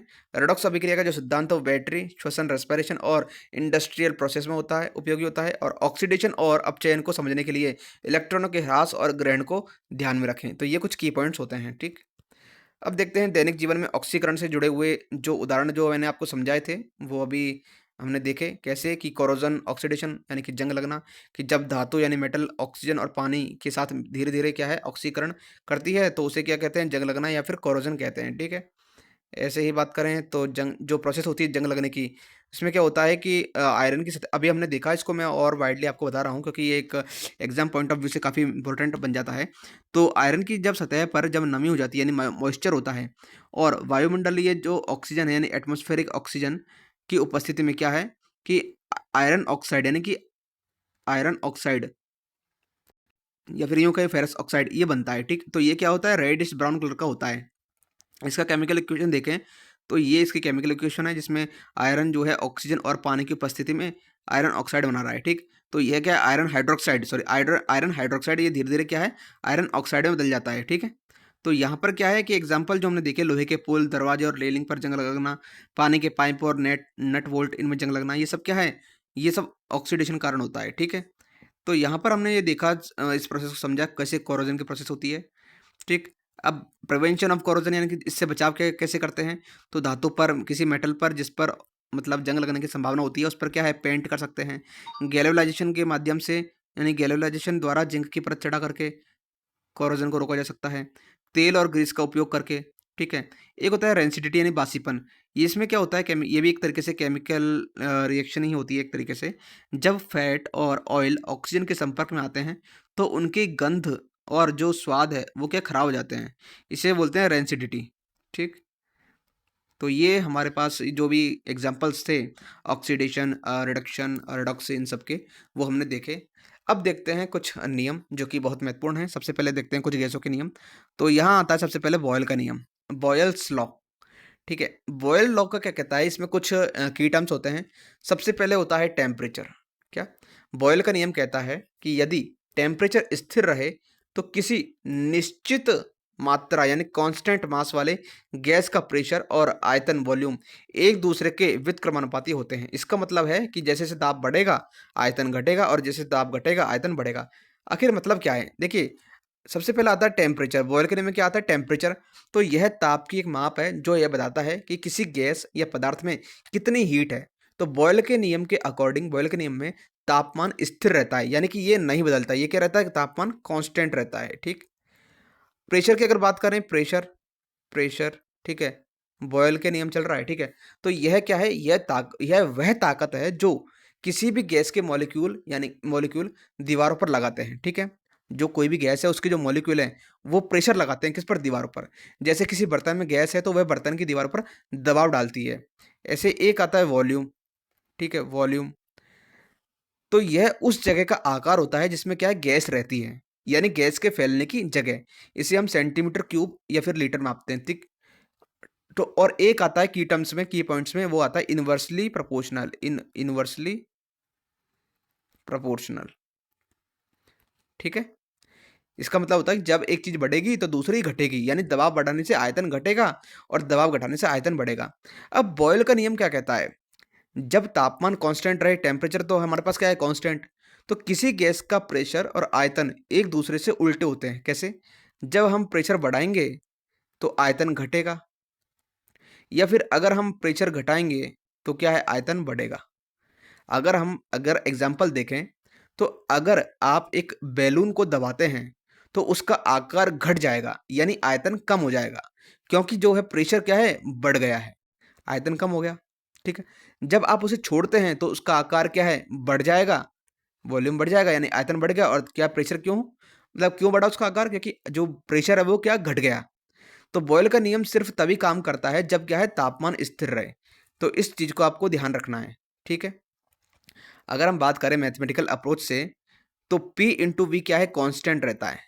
कैसे, बॉयल के नियम के अकॉर्डिंग अगर P यहाँ पर क्या है, P क्या है प्रेशर और V क्या है आयतन यानी कि वॉल्यूम। और कांस्टेंट का मतलब क्या है, कांस्टेंट का मतलब होता है स्थिर मान, यानी मतलब वह हमेशा एक जैसा ही रहेगा जब तापमान स्थिर हो। मान लीजिए पहले गैस का दबाव क्या है 2 एटम है, ठीक है, 2 एटम है, एटीएम, और आयतन क्या है 3 लीटर, ठीक। तो अब हम दबाव को बढ़ा करके क्या है 4 एटीएम करना चाह रहे हैं, ठीक। तो बॉयल के नियम के अकॉर्डिंग गैस का आयतन घट करके 1.5 लीटर हो जाएगा। यहाँ प्रेशर और वॉल्यूम के बीच का संबंध एकदम उल्टा है। इसका मतलब है कि जैसे ही प्रेशर बढ़ेगा, इस इक्वेशन में देखिए, तो क्या है आयतन घटेगा, तभी तो वो कांस्टेंट रहेगा ना। ये दोनों जो है वो इनवर्सली प्रोपोर्शनल होते हैं। तो अगर हम इन दोनों के मल्टीप्लिकेशन फैक्टर देखें, तो एक बढ़ेगा तो दूसरा निश्चित तौर पर घटेगा ही घटेगा। कैसे? अगर हम देखें कि पहले क्या है P इंटू वी की अगर बात करें तो 2 इंटू 3 यानी कि 6, ठीक है? ये कांस्टेंट निकला हमारे पास। और अगर हम सेकंड केस में देखें, सेकंड केस में तो ये क्या है 4 एटीएम कर दिया और आयतन घटकर कितना हुआ 1.5। तो P इंटू वी कितना हुआ अब P इंटू वी 4 इंटू 1.5 यानी कि ये अभी भी 6 हुआ, यानी कि दोनों ही कांस्टेंट है। दोनों केस में क्या है कांस्टेंट। तो इससे ये साबित होता है कि कौन जो प्रेशर और वॉल्यूम, इनका जो मल्टीप्लिकेशन है या फिर गुणनफल है, वो हमेशा एक जैसा रहेगा, कांस्टेंट रहेगा जब तापमान स्थिर हो, ठीक। अब बात करते हैं चार्ल्स के नियम की। चार्ल्स का नियम कहता है कि यदि किसी प्रेशर को स्थिर रहे तो गैस का आयतन यानी कि वॉल्यूम और टेम्परेचर एक दूसरे के सीधे अनुपाती, डायरेक्टली प्रोपोर्शनल होते हैं। इसका मतलब है कि जैसे जैसे तापमान बढ़ेगा गैस का आयतन भी बढ़ेगा, ठीक है। अगर हम चार्ल्स के नियम को समझें तो सीधा स्पष्ट कह रहा है, अगर प्रेशर स्थिर रहे तो गैस का आयतन और तापमान के बीच सीधा संबंध होता है। यानी जैसे जैसे तापमान बढ़ेगा वैसे वैसे गैस का आयतन भी बढ़ेगा। अगर हम इसे एग्जाम्पल से समझें तो सोचिए एक बबल का गुब्बारा है, एक बैलून है। अगर आप इसे गर्म करते हैं, एक बबल का जो बैलून है, अगर आप इसको, ठीक है, ये बबल का बैलून है, अगर आप इसको गर्म करते हैं, हीट देते हैं, ठीक है, तो क्या करता है अगर, ठीक है, तो इसमें क्या हवा फैलती है, हवा फैलती है, ठीक, चारों तरफ हवा फैलेगी। तो और क्या गुब्बारा क्या है बड़ा होगा, गुब्बारे की जो साइज है वो बड़ी होगी, ठीक है, बड़ी होती जाएगी जितनी हीट देते जाएंगे, ठीक। तो इसका मतलब क्या हो रहा है कि यानी तापमान बढ़ने से क्या है आयतन बढ़ रहा है, ठीक है। पहले क्या है कि पहले इतना सा था, तो जैसे जैसे हमने हीट दी तो ये क्या और बढ़ेगा और इसका आयतन बढ़ते बढ़ता जाएगा, ठीक है। यानी कि तापमान बढ़ाने से क्या है आयतन बढ़ रहा है। क्यों बढ़ रहा है? क्योंकि जब तापमान बढ़ता है तो गैस के पार्टिकल्स ज़्यादा तेजी से हिलते हैं, ठीक है। और इसलिए गैस को ज़्यादा जगह चाहिए। तो जगह ज़्यादा चाहिए, इसका मतलब क्या है कि आयतन बढ़ेगा, यानी कि वॉल्यूम बढ़ता है। तो चार्ल्स का नियम क्या कहता है गणितीय रूप से अगर हम समझें मैथमेटिकल एक्सप्रेशन से, तो वी टी जो है वो कांस्टेंट होता है। कैसे? यहाँ पर वी क्या है आयतन, वॉल्यूम, और टी क्या है टेम्परेचर, ठीक है। तो अगर हम इसे एग्जाम्पल के तौर पर समझें, तो अगर किसी गैस का आयतन 2 लीटर है और उसका, यानी कि अगर किसी गैस का तापमान 0 डिग्री सेंटीग्रेड यानी कि 273 केल्विन पर है, ठीक है। एक ऐसे समझते हैं, अगर किसी गैस का तापमान 0 डिग्री सेंटीग्रेड है यानी कि 273 केल्विन, ठीक है, उस पर अगर 1 लीटर है, तो तापमान 273 डिग्री केल्विन जो है 273 डिग्री सेंटीग्रेड करने पर यानी कि 546 केल्विन बढ़ाने पर ये क्या हो जाएगा 2 लीटर हो जाएगा, ठीक है। इससे अगर समझें कि तापमान और आयतन का सीधा संबंध होता है, ठीक है। तो हमने मैथमेटिकल जो एक्सप्रेशन है वो भी देख लिया। इसमें क्या हुआ, अगर आपके पास गैस का आयतन 2 लीटर है, ठीक है, 2 लीटर है, और उसका जो टेम्परेचर वो 300 केल्विन है, तो अगर आप तापमान बढ़ा करके 600 केल्विन कर देते हैं, तो गैस का जो आयतन है वो क्या है 4 लीटर हो जाएगा, ठीक है। कितना होगा 4 लीटर हो जाएगा। ये इसलिए होता है क्योंकि जब तापमान बढ़ता है तो गैस के कणों की गति भी बढ़ जाती है और गैस को अधिक स्थान चाहिए होता है। तो यानी अगर स्थान ज़्यादा चाहिए होता है, इसका मतलब क्या है कि वॉल्यूम बढ़ रहा है, ठीक है। तो ये क्या है चार्ल्स का नियम बताता है कि टेम्परेचर और वॉल्यूम का सीधा संबंध है, टेम्परेचर और वॉल्यूम का क्या है सीधा संबंध है, ठीक है। तो जैसे जैसे तापमान बढ़ेगा तो वॉल्यूम भी बढ़ेगा, ठीक है। बशर्ते क्या प्रेशर स्थिर रहना चाहिए, प्रेशर क्या है कांस्टेंट रहे, प्रेशर कांस्टेंट रहना चाहिए, ठीक है। नेक्स्ट बात करते हैं गेल-लुसेक का नियम, ठीक है, यानी law of combining volume of gases, ये इसका नियम कहता है। गेल-लुसेक का नियम कहता है कि जब दो गैसों का, इसे एक बार पढ़ लेते हैं। गेल-लुसेक का नियम कहता है कि जब दो गैसों की मात्राएं और दबाव निश्चित होते हैं तो उनके वॉल्यूम का अनुपात एक निश्चित संख्या में होता है। इसका मतलब है कि जब गैसों को एक साथ प्रतिक्रिया करने दिया जाता है, तो उनके प्रोडक्ट के आयतन का अनुपात निश्चित होता है। क्या कह रहा है कि गेल-लेविक का नियम कहता है कि जब दो गैसों का प्रेशर और मात्रा यानी क्वांटिटी इक्वल रहती है, तो उनकी प्रतिक्रिया 2 गैसों की अगर मात्रा और क्वांटिटी इक्वल रहती है, तो उनकी जो प्रतिक्रिया है रिएक्शन करने के बाद, उनके वॉल्यूम का अनुपात जो है, वो एक निश्चित संख्या में होता है, ठीक है? इन दोनों का अनुपात क्या है? निश्चित संख्या में होता है। तो यानी अगर आप 2 गैसों को मिलाकर के एक रासायनिक प्रतिक्रिया करते हैं, तो उनके उत्पादों का जो आयतन है, वो भी एक तय अनुपात में होगा। इसे अगर और आसान भाषा में समझें, तो सबसे पहले अगर हम देखें, तो कल्पना करें कि आपके पास 2 गैस है। 2 गैस है आपके पास, ठीक है? जैसे कि हाइड्रोजन और ऑक्सीजन, ठीक? अगर आप इन दोनों गैसों को मिलाकर के एक केमिकल रिएक्शन करते हैं, तो आपको क्या मिलता है? पानी मिलता है, H2O। क्या मिलता है? H2O, ठीक है? तो अगर हम इसको बैलेंस करें, तो यहाँ पर क्या है? H2 है, 2 हाइड्रोजन के एटम हैं, ऑक्सीजन के 2 होने चाहिए, तो यहाँ पर 2O2 हो जाएगा और ये जो है हाइड्रोजन के यहाँ पर हमने 2 लगा दिया, तो ये क्या है? हाइड्रोजन के 4 एटम और 4 हाइड्रोजन के एटम, ठीक है? तो ये हो गया क्या? बैलेंस हो गया इक्वेशन, ठीक? अब हमने देखा कि यहाँ पर अगर आप इन गैसों को मिलाकर के क्या एक केमिकल रिएक्शन करेंगे हम, तो हमें क्या मिलेगा? पानी मिलेगा, H2O मिलेगा। तो गेल-लेविक के नियम के अकॉर्डिंग क्या हो रहा है कि अगर इन दोनों गैसों के प्रेशर और क्वांटिटी को बराबर रखा जाए, तो जो गैसें रिएक्शन करेंगी, उनका आयतन का अनुपात एक निश्चित संख्या में होगा। उदाहरण से अगर हम समझें, अगर 2 भाग हाइड्रोजन गैस यानी कि ये H2 है, ठीक है? अगर 2 भाग हाइड्रोजन गैस और 1 भाग ऑक्सीजन गैस, ठीक है, O2 मिलकर के पानी बनाते हैं, तो दोनों गैसों के आयतन का अनुपात इस तरह से रहेगा, कैसे? 2 भाग हाइड्रोजन और 1 भाग ऑक्सीजन, ठीक? तो आप यहाँ देख रहे हैं 2 हाइड्रोजन और 1 भाग ऑक्सीजन, ठीक है? तो इस तरह से इनका जो रेशो है वो क्या है? बराबर रहेगा, ठीक? तो ये कौन कह रहा है? गेल-लेविक कहते हैं। इसलिए गेल-लेविक का नियम यह कहता है कि गैसों का आयतन जब एक साथ रिएक्शन करते हैं, तो उनका अनुपात यानी रेशो हमेशा एक निश्चित संख्या में होता है। यहाँ पर अगर हम मैथमेटिकल अप्रोच के साथ जाएँ, मैथमेटिकल एक्सप्रेशन देखें, तो गेल-लेविक का नियम कहता है कि गैस का जो दबाव है P और टेम्परेचर T का अनुपात हमेशा समान रहता है, ठीक है? इसे इस तरह समझते हैं कि P1 T1 बराबर P2 T2, ठीक है? यानी पहली कंडीशन में P1 T1 और दूसरी कंडीशन P2 T2। तो जहाँ पर P1 और P2 क्या हैं? गैस के दबाव हैं और T1 T2 क्या हैं? ये गैस का टेम्परेचर है। अगर किसी गैस का प्रेशर और टेम्परेचर दिया गया है, तो आप जो हम हैं, वो इस नियम का उपयोग करके, गेल-लेविक का नियम का उपयोग करके नए जो प्रेशर और टेम्परेचर के बारे में जान सकते हैं, जब बाकी जो सिचुएशंस है वो कांस्टेंट रहे, स्थिर रहे।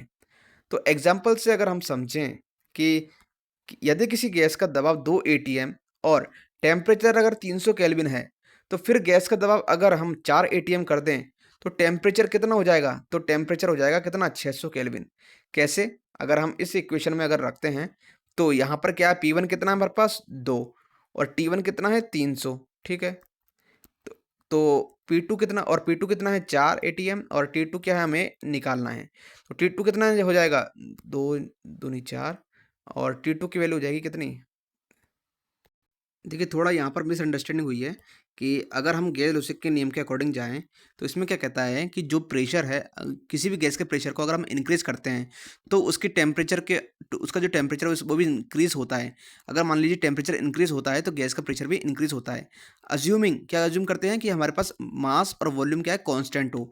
तो P क्या है? P प्रोपोर्शनल टू T होना चाहिए, ठीक है? ये थोड़ा-सा एक्सप्रेशन इसका गलत है, ठीक है? यहाँ पर अगर हम देखें, तो P प्रोपोर्शनल टू T, ठीक है? इसका मतलब होता है कि P1 डिवाइड बाय T1 करें, तो वो क्या आना चाहिए? P2 डिवाइड बाय T2, ठीक है?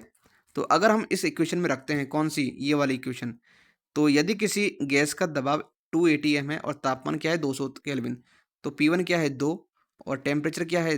300, ठीक है? 300 और P2 अगर कितना है? P2 है, अगर उसका दबाव 4 एटीएम कर दिया जाए, 4 एटीएम कर दिया जाए, तो T2 कितना आएगा? तो T2 कितना आएगा? 2 दूनी 4, T2 आएगा हमारे पास 600 केल्विन।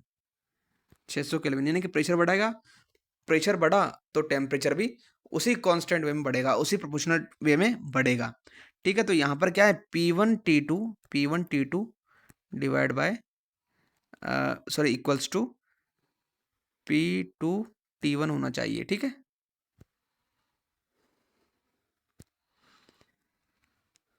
तो ये देखा हमने गेज-लुइस का नियम।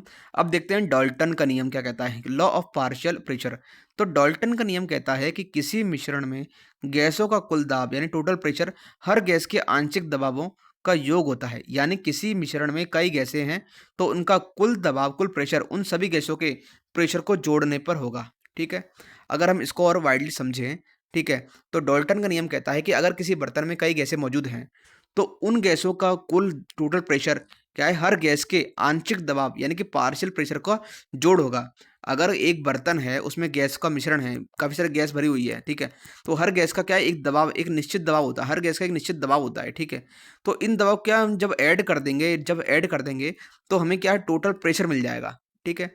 मान लीजिए किसी बर्तन में 2 गैसें हैं कि एक तो है ए गैस, ठीक है? ये कोई बर्तन है, इसमें 2 गैस है, ए गैस और बी गैस, ठीक है? तो ए गैस का आंशिक दबाव कितना है 3 एटीएम और बी गैस का आंशिक दबाव कितना है 2 एटीएम। तो टोटल प्रेशर कितना हो जाएगा? गैस ए का दबाव कितना है 3 और गैस बी का दबाव कितना है 2। तो टोटल हमारे पास प्रेशर हो जाएगा कितना 5 एटीएम। ठीक है, एटीएम क्या प्रेशर की यूनिट है यहाँ पर।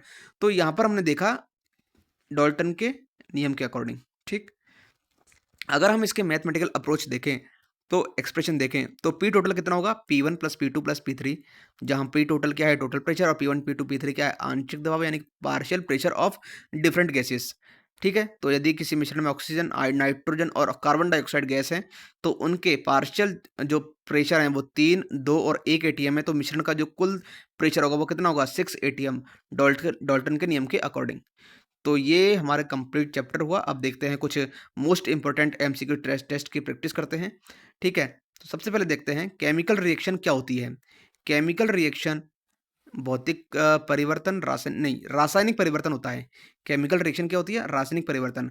जब 2 या 2 से हमने देखा था कि जब 2 या 2 से अधिक पदार्थ आपस में मिलकर के एक नया पदार्थ का फॉर्मेशन करते हैं तो इसे क्या बोलते हैं? केमिकल रिएक्शन बोलते हैं, ठीक है? तो इस प्रोसेस में क्या है पदार्थों की केमिकल स्ट्रक्चर बदल जाती है और नई चीज़ें बनती हैं, ठीक है? जैसे कि अगर आपने देखा, हमने पढ़ा था कि आग में लकड़ी जलती है, तो जब लकड़ी जलती है तो ये क्या है जलकर राख में बदल जाती है। तो इस बदलाव में क्या होता है कि लकड़ी की जो केमिकल स्ट्रक्चर है वो चेंज हो गई। तो अब वह क्या पहले जैसे नहीं रही और क्या है राख जो बनी है वो राख के रूप में एक नया पदार्थ बन जाता है। तो यही एक केमिकल रिएक्शन होता है, ठीक है? यानी रासायनिक परिवर्तन होता है, केमिकल चेंज होता है। यानी कि रासायनिक अभिक्रिया में पदार्थों की रासायनिक संरचना बदलती है और नई चीज़ें का निर्माण होता है, नई चीज़ें बनती हैं। ठीक है, जैसे लकड़ी जो है बनकर के क्या जलकर क्या हुई राख बनी। तो यहाँ पर क्या है रासायनिक परिवर्तन इसका आंसर होगा। रासायनिक अभिक्रिया का एक उदाहरण क्या है? तो लकड़ी का जलना, जैसे कि मैंने आपको बताया था। ठीक है, रासायनिक अभिक्रियाओं में ऊर्जा का क्या स्थान होता है? तो ऊर्जा रासायनिक अभिक्रिया में उत्पन्न होती है और अवशोषित होती है। बिल्कुल, ये एक तरीके से एक्सोथर्मिक और एंडोथर्मिक प्रोसेस होती है जो हमने इस लेक्चर में देखा था। ठीक है, कि कोई भी अगर केमिकल रिएक्शन होगी तो वहाँ पर या तो ऊर्जा जो है वो रिलीज होगी या फिर उसका ह्रास होगा। ठीक है, उसका ह्रास होगा या फिर उस एब्जॉर्ब होगी। ठीक है, तो यहाँ पर एंडोथर्मिक और एक्सोथर्मिक का कॉन्सेप्ट आता है। ठीक, नेक्स्ट बात करते हैं रासायनिक अभिक्रिया का संतुलन यानी बैलेंस क्यों जरूरी है। Why is balancing chemical reaction. तो ये एक हमने देखा था परमाणु संरक्षण law of conservation of mass. तो ये उसी की वजह से होना चाहिए, यानी कि रिएक्टेंट इस साइड और इस साइड जो मिलकर के जो पदार्थ बनेगा, यानी कि रिएक्टेंट मिलकर के जो प्रोडक्ट का निर्माण करते हैं उन दोनों के बीच में जो उन दोनों का जो मास है यानी कि द्रव्यमान है वो क्या है सेम होना चाहिए दोनों दोनों साइड ही। ठीक है, तो इसलिए क्या है बैलेंसिंग ज़रूरी होती है हमें। तो ये क्या है परमाणु का संरक्षण करता है, क्या करता है? परमाणु का संरक्षण होना चाहिए, ठीक? Option B is the right answer. Next देखते हैं, अवक्षय अभिक्रिया यानी कि डिकम्पोजिशन रिएक्शन क्या है? तो डिकम्पोजिशन रिएक्शन हमने देखा था कि एक साधारण पदार्थ कई पदार्थों में टूट जाता है, ठीक है? जैसे कि AB जो है वो A प्लस B में टूट गया, ठीक है? तो इस प्रकार की रिएक्शन कौन सी होती है? डिकम्पोजिशन रिएक्शन होती है, ठीक? संयोजन अभिक्रिया यानी कॉम्बिनेशन रिएक्शन क्या है? तो कॉम्बिनेशन रिएक्शन का मतलब होता है कि 2 या 2 से अधिक पदार्थ मिलकर के एक नया पदार्थ बनाते हैं। जैसे कि A प्लस बी, इसकी अगर जनरल इक्वेशन देखें तो A प्लस बी जो मिलकर के हमें क्या बनेगा? ये बनेगा AB, ठीक है? यानी कि 2 या 2 से अधिक पदार्थ मिलकर क्या बना रहे हैं? ए भी एक पदार्थ, एक नया कंपाउंड बना रहे हैं, ठीक? तो option A is the right answer हो जाएगा इसका। विस्थापन अभिक्रिया यानी कि डिस्प्लेसमेंट रिएक्शन क्या है? तो डिस्प्लेसमेंट का मतलब ये होता है कि किसी चीज़ को ये डिप्लेस कर रहा है, ठीक है? यानी विस्थापित कर रहा है। तो एक पदार्थ दूसरे पदार्थ को विस्थापित करता है, जैसे ए प्लस बीसी है, तो ए अगर हाईली रिएक्टिव है तो ये क्या है? सी को रिप्लेस कर देगा और ए बी प्लस सी हो जाएगा, ठीक है? तो ये क्या है? विस्थापित अभिक्रिया हो जाएगी, डिस्प्लेसमेंट रिएक्शन हो जाएगा। यानी कि एक पदार्थ दूसरे पदार्थ को विस्थापित कर देता है, ठीक है? One substance displaces another. दोहरा विस्थापन अभिक्रिया क्या है? Double displacement reaction. तो इसका मतलब होता है कि दो पदार्थों का परस्पर स्थान परिवर्तन, यानी म्यूचुअल एक्सचेंज हो रहा है, ठीक है? A B plus C D अगर बात करें तो ये क्या हो जाएगा? A C plus B D, ठीक है? ये क्या है? एक प्रकार की डबल डिस्प्लेसमेंट, यानी म्यूचुअल एक्सचेंज हो रहा है इनका। नेक्स्ट देखते हैं ऑक्सीडेशन क्या है? ऑक्सीडेशन हमने देखा था कि जब कोई पदार्थ ऑक्सीजन प्राप्त करता है या फिर हाइड्रोजन रिलीज करता है, ठीक है? H2 रिलीज करता है तो उसे क्या बोलते हैं? उसे बोलते हैं ऑक्सीडेशन प्रोसेस। रिडक्शन क्या है? रिडक्शन का मतलब होता है कि जब कोई पदार्थ जो है इलेक्ट्रॉन प्राप्त करता है, ठीक है? ठीक है, तो option C is the right answer. Next देखते हैं रासायनिक अभिक्रियाओं में ऊर्जा का आदान प्रदान कैसे होता है? How does energy transfer occur in chemical reaction? तो ये कैसे होता है? जब ऊर्जा बाहर और अंदर दोनों जाती है, ठीक है? तो एक तरीके से ऊर्जा का आदान प्रदान होता है, ठीक है? नेक्स्ट देखते हैं रासायनिक अभिक्रियाओं में उत्पन्न ऊर्जा को क्या कहते हैं? इसे बोलते हैं केमिकल एनर्जी। क्या बोलते हैं? Chemical energy. विघटन अभिक्रिया यानी कि डीकम्पोजिशन रिएक्शन में किस प्रकार के पदार्थ शामिल होते हैं? तो इसमें क्या है? एक साधारण पदार्थ जो है वो कई पदार्थों में टूट जाता है, डीकम्पोजिशन हो रहा है। डीकम्पोजिशन का मतलब क्या होता है? डीकम्पोजिशन का मतलब होता है टूट कर बिखरना, ठीक है? तो एक जो पदार्थ है वो कई पदार्थों में टूट जाता है। A single substance breaks into several substance. Next देखते हैं रासायनिक अभिक्रियाओं में उत्पन्न गैसों का उदाहरण क्या है? तो what is an example of gases produced in chemical reactions? तो जैसे ऑक्सीजन, ये एग्जांपल है इसका। कार्बन डाइऑक्साइड, जलवाष्प, वाटर वेपर। तो ये सभी क्या है? केमिकल रिएक्शंस में उत्पन्न जितने भी गैसेज हैं वो सभी एग्जांपल्स हैं इसमें, ठीक है? A B C, all of the above. रासायनिक अभिक्रियाओं को गति कैसे प्रभावित किया जा सकता है? रासायनिक अभिक्रियाओं को गति कैसे, यानी how can the rate of chemical reaction be affected? तो तापमान में वृद्धि से बिल्कुल अगर आप हीट देंगे तो केमिकल रिएक्शन में चेंज होगा, उसमें गति बढ़ेगी, उसमें जो मॉलिक्यूल्स हैं उनके जो वाइब्रेट करेंगे और यानी कि स्पीड उसकी तेज होगी करने की। पदार्थ की अवस्था को बदल करके, बिल्कुल अगर हम पदार्थ की जो स्टेट है, किसी भी सब्सटेंस की अगर स्टेट चेंज कर देते हैं तो केमिकल रिएक्शन पर इफेक्ट पड़ेगा। अभिकर्मक की अभिक्रिया को बदल करके, यानी कि कोई भी अगर रिएक्टेंट है उसकी जो अमाउंट को अगर चेंज कर देते हैं, जितनी मात्रा में हम लेते हैं उसको और ज़्यादा मात्रा में अगर बढ़ाते हैं तो क्या है? केमिकल रिएक्शन की गति है प्रभावित हो सकती है, ठीक है? तो all of the above is the right answer हो जाएगा। Option D is the right answer. किसी रासायनिक अभिक्रिया के लिए उपयुक्त उत्प्रेरक यानी कैटलिस्ट क्या करता है? तो what does N appropriate catalyst do for a chemical reaction? तो ये क्या, उत्प्रेरक का मतलब क्या होता है? गति को बढ़ाना, ठीक है? यानी कि जो रिएक्शन हो रही है उसकी गति को बढ़ा देता है, एनहेंस कर देता है, ठीक? किस अभिक्रिया में ऊर्जा अवशोषित होती है? तो अवशोषित होती है यानी कि एक तरीके से एंडोथर्मिक होती है। एंडोथर्मिक, एक्सोथर्मिक क्या होता है? ऊर्जा रिलीज हो रही है, ऊर्जा का ह्रास हो रहा है, ऊर्जा ऊर्जा निकल रही है, ठीक है? और एंडोथर्मिक क्या है? एंडोथर्मिक मतलब ऊर्जा को ग्रहण करने की आवश्यकता है, अवशोषित हो रही है, ठीक है? तो ये है option C is the right answer. Next देखते हैं संयोजन अभिक्रिया के दौरान क्या होता है? What happens during a combination reaction? तो इसमें संयोजन हो रहा है, यानी कॉम्पोजिशन हो रहा है। क्या हो रहा है? कॉम्बिनेशन हो रहा है, ठीक है? कॉम्बिनेशन होने का मतलब ये है कि दो या दो से जो अधिक पदार्थ है वो मिलकर के क्या है? एक पदार्थ बना रहे हैं, यानी दो या दो से अधिक पदार्थ मिलकर के एक पदार्थ बनाते हैं। जैसे ए प्लस बी मिलकर के क्या बना रहा है? ए बी कंपाउंड बना रहा है, ठीक है? तो option is the right answer. Next देखते हैं रासायनिक अभिक्रियाओं में उत्पन्न होने वाले गैसों को कौन सी प्रक्रिया निकाल सकती है? यानी which process can separate gases formed in chemical reaction? तो ये होती है डिस्टिलेशन प्रोसेस। क्या होती है? डिस्टिलेशन प्रोसेस, ठीक है? Option is the right answer. ऑक्सीकरण और कमी की अभिक्रियाओं को क्या कहा जाता है? What are oxidation and reduction reaction collectively known as? तो इसे हम बोलते हैं, दोनों कंबाइंडली फॉर्म में क्या बोलते हैं इसे? जहाँ पर ऑक्सीजन और रिडक्शन दोनों होती है उसे बोलते हैं रिडॉक्स रिएक्शन। रिडॉक्स रिएक्शन, इसमें रिडक्शन भी आ रहा है और ऑक्सीडेशन भी आ रहा है, ठीक है? तो this is the right answer for this question, ठीक? तो साथियों, यहाँ हमारा केमिस्ट्री का आखिरी अध्याय केमिकल रिएक्शंस यहीं समाप्त होता है। इसी के साथ ही हमने पूरे केमिस्ट्री सब्जेक्ट को एकदम गहराई और सिंप्लिसिटी से कॉन्सेप्ट को समझते हुए पूरा कर लिया है। अगर आप ऐसे ही 100% एग्ज़ाम ओरिएंटेड कंटेंट से खुद को अपडेट रखना चाहते हैं, तो हमारे इस चैनल से जुड़ें और हमें अपना मोटिवेशन और सपोर्ट दें।